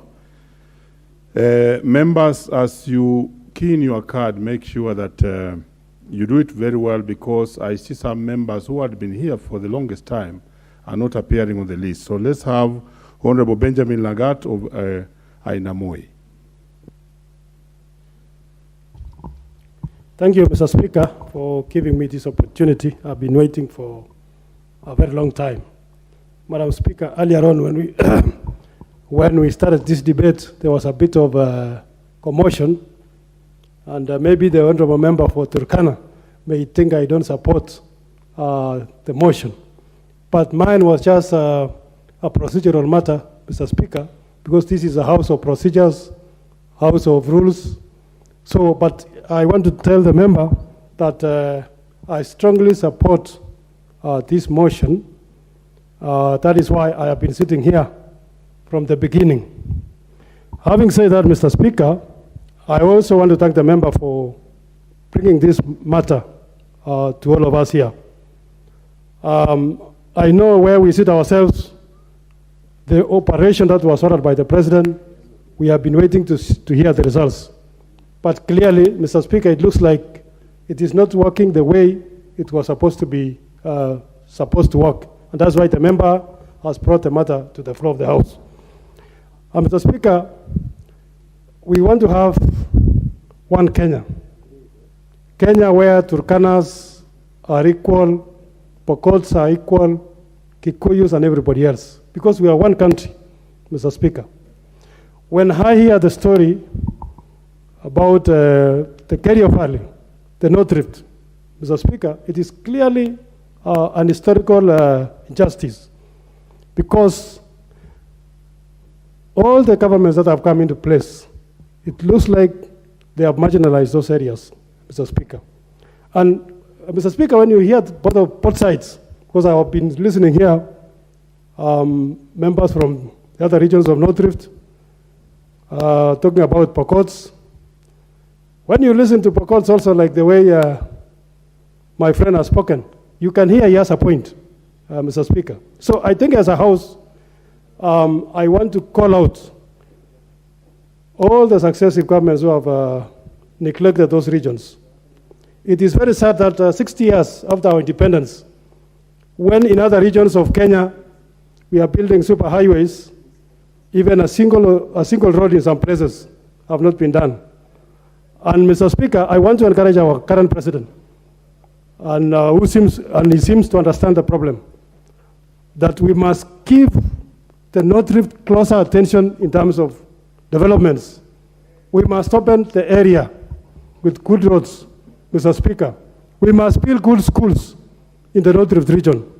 We must build good hospitals, Mr. Speaker. We must give them water, Mr. Speaker, so that this problem, I know it will take many years to come, but we must start it now, Mr. Speaker. We must look at Turkana in future with highways, Mr. Speaker, water, Mr. Speaker, and I know it is very possible, Mr. Speaker, to supply water to Turkana and other places. So I want to say, for the children, the mothers, the people who have been killed, I want to say condolences to those families. But we want this thing to stop now, Mr. Speaker. There is a point which has been raised here, and we are members of this House. These leaders from that region must talk. I know they are members of this House, but everyone is, most of them are not talking. We want them to talk. You know, Mr. Speaker, we may say who is bad, but let us talk, Mr. Speaker. I read somewhere in the Bible, Mr. Speaker, Jesus and Satan, they were talking, Mr. Speaker. They were discussing and saying, can you turn this into bread? They were talking, Mr. Speaker. So I think there is nothing that stops these leaders from Turkana, Pokot, Marakwet, Mr. Speaker, because peace must start from them. I think I like the point which somebody put and said, peace must start from them. They must initiate the peace process. They must talk. They must continue talking. They must talk to their churches. And I want to ask the President, Mr. Speaker, that these leaders should be called somewhere in one house. They talk, and Mr. Speaker, we must end the insecurity in the North region. Mr. Speaker, I want to support the motion and say we must develop. Very well, Honorable Lagat, but remember even the Bible has verses and chapters. Let's hear from Honorable Omar Mwinyi of Changamwe. He's in the house. Thank you, Mr. Speaker, sir, for giving me this opportunity. We are here this evening, Mr. Speaker, waiting patiently to contribute to a very important motion, because Turkana, or Kerio Valley for that matter, is supposed to be in Kenya. Kenya is counted as one of the countries in the world, or maybe in Africa, that is somehow developed and civilized. But the events that, of course, are happening in the North Rift, definitely, Mr. Speaker, does not augur very well for this country, because if we are to develop as a country competing with the rest of the countries in Africa, then the first and foremost thing that, of course, we should consider is peace. And the peace should actually be followed by certain things which, of course, contribute towards its existence. Mr. Speaker, you've heard from various contributors here in this House about marginalization. Marginalization is something that needs to be addressed in this country, and this House must stand very firm. And we are in the budget session, we need to do something about areas that have been marginalized since independence. The most unfortunate part, Mr. Speaker, is Baringo, or these areas that have been mentioned here, belong to the areas where the second president of this country, who ruled, I can say, for almost 24 years, hailed from. And right now, the fifth president of this republic also hails from that end. So I think we need to do something to make sure cattle rustling, first of all, is now defined or redefined as wizi wa kutumia mabavu, that is robbery with violence. It's supposed to be equated to that, Mr. Speaker. The North Rift is supposed to be contributing towards the development of this country. They require to pay taxes, but if they are not empowered, then there is no way they can also contribute towards the taxes in this country. And that means they cannot help to develop this country. When a country is at war, or maybe a region is at war, Mr. Speaker, sir, there is nothing that is actually enjoyed in that area. I remember some times ago when we used to have war in Ireland, in Lebanon, women used to have even machine guns when they are in their kitchen. Though this was not actually a very good feature. But they have decided that enough is enough, and they have stopped all this nonsense. They are now living in peace. East Germany and West Germany have now reunited. They are now one nation, and they are very much marching towards leading this world in terms of development. Kenya today has various areas which are actually marginalized. And the reason for marginalization is because of bad politics. Politics of those who are in power to only serve the areas where they have interest and where they come from. If I may elaborate this, Mr. Speaker, we have areas like Meru, for example. They normally develop a plant known as Mira on Mogoka. This plant has been categorized as a drug in all the laboratories of the world, Mr. Speaker. But because we want their votes, we have even brought up a law in this House to make Mira a cash crop. We are big hypocrites, Mr. Speaker. And today, Mira and Mogoka is doing a lot of harm in areas of the coast, and it is making those people not to be contributors towards the economy of this country. I think it is high time this government decides to pay the Meru farmers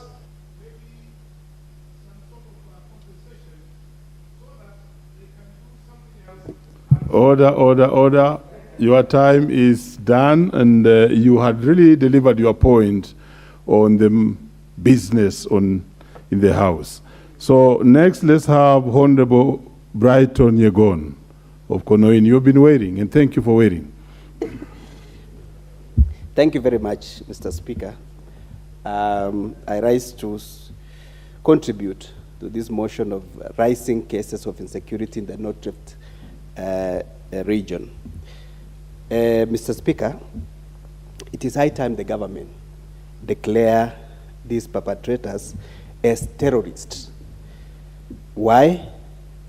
I listened to the CS just the other day, and some of these bandits had taken hostage of a school, and they had converted it into their homes. Say that one of the terrorists is living in one of the classrooms as a bedroom, and the other classroom is a sitting room, and the other classroom is children's bedroom. Mr. Speaker, this should be condemned with the contempt that it deserves. Mr. Speaker, this banditry has denied children right to education, and children in banditry areas have actually failed to go to school. The 2010 Constitution, Mr. Speaker, Article 53, recognizes the right of all the children to be protected from abuse, neglect, all forms of violence, and also inhuman treatment. Mr. Speaker, it's a shame in the 21st century that the banditry still exists. Life in the banditry areas, Mr. Speaker, or life expectancy in banditry areas is actually low, and there is high propensity to be killed anytime, and humans there are predisposed to murder and death. Many people have actually died as a result of banditry in Kerio Valley. Mr. Speaker, the genesis of this banditry should actually be investigated, and the government should take time to build relevant infrastructure in these areas, such as taking deliberate action to put in place water, to put in place roads, schools, hospitals, and other social amenities. I support the current operations of government so as to end the banditry in this country. We call for end of insecurity in the North Rift areas. Thank you so much, Mr. Speaker. Honorable Peter Lochakapong.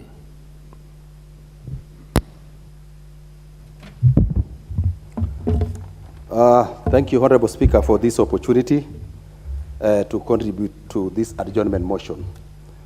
I want, on the onset, to say that I'm supporting the adjournment motion by the member for Turkana County, that we need to discuss the insecurity situation in the North Rift as a matter of urgent national importance. However, I want to say that when she was reading this adjournment motion, I don't know whether by design or by default, she mentioned the counties of the North Rift and left out West Pokot.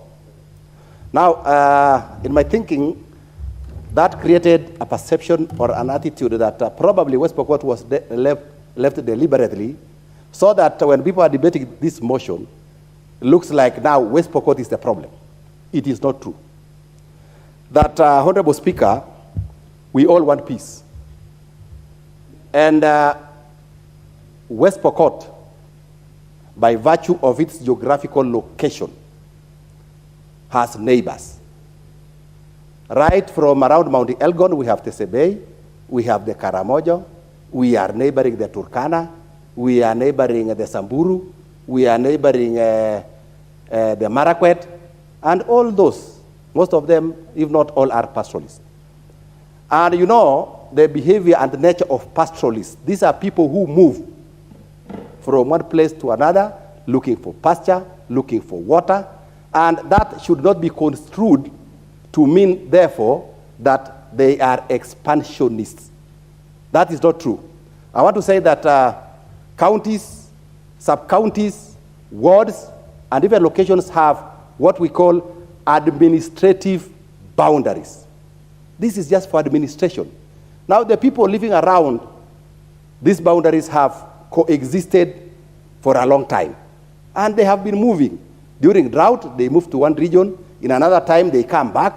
And therefore, I want to dispel the perception and clear the perception that our community is expansionist. It is not true.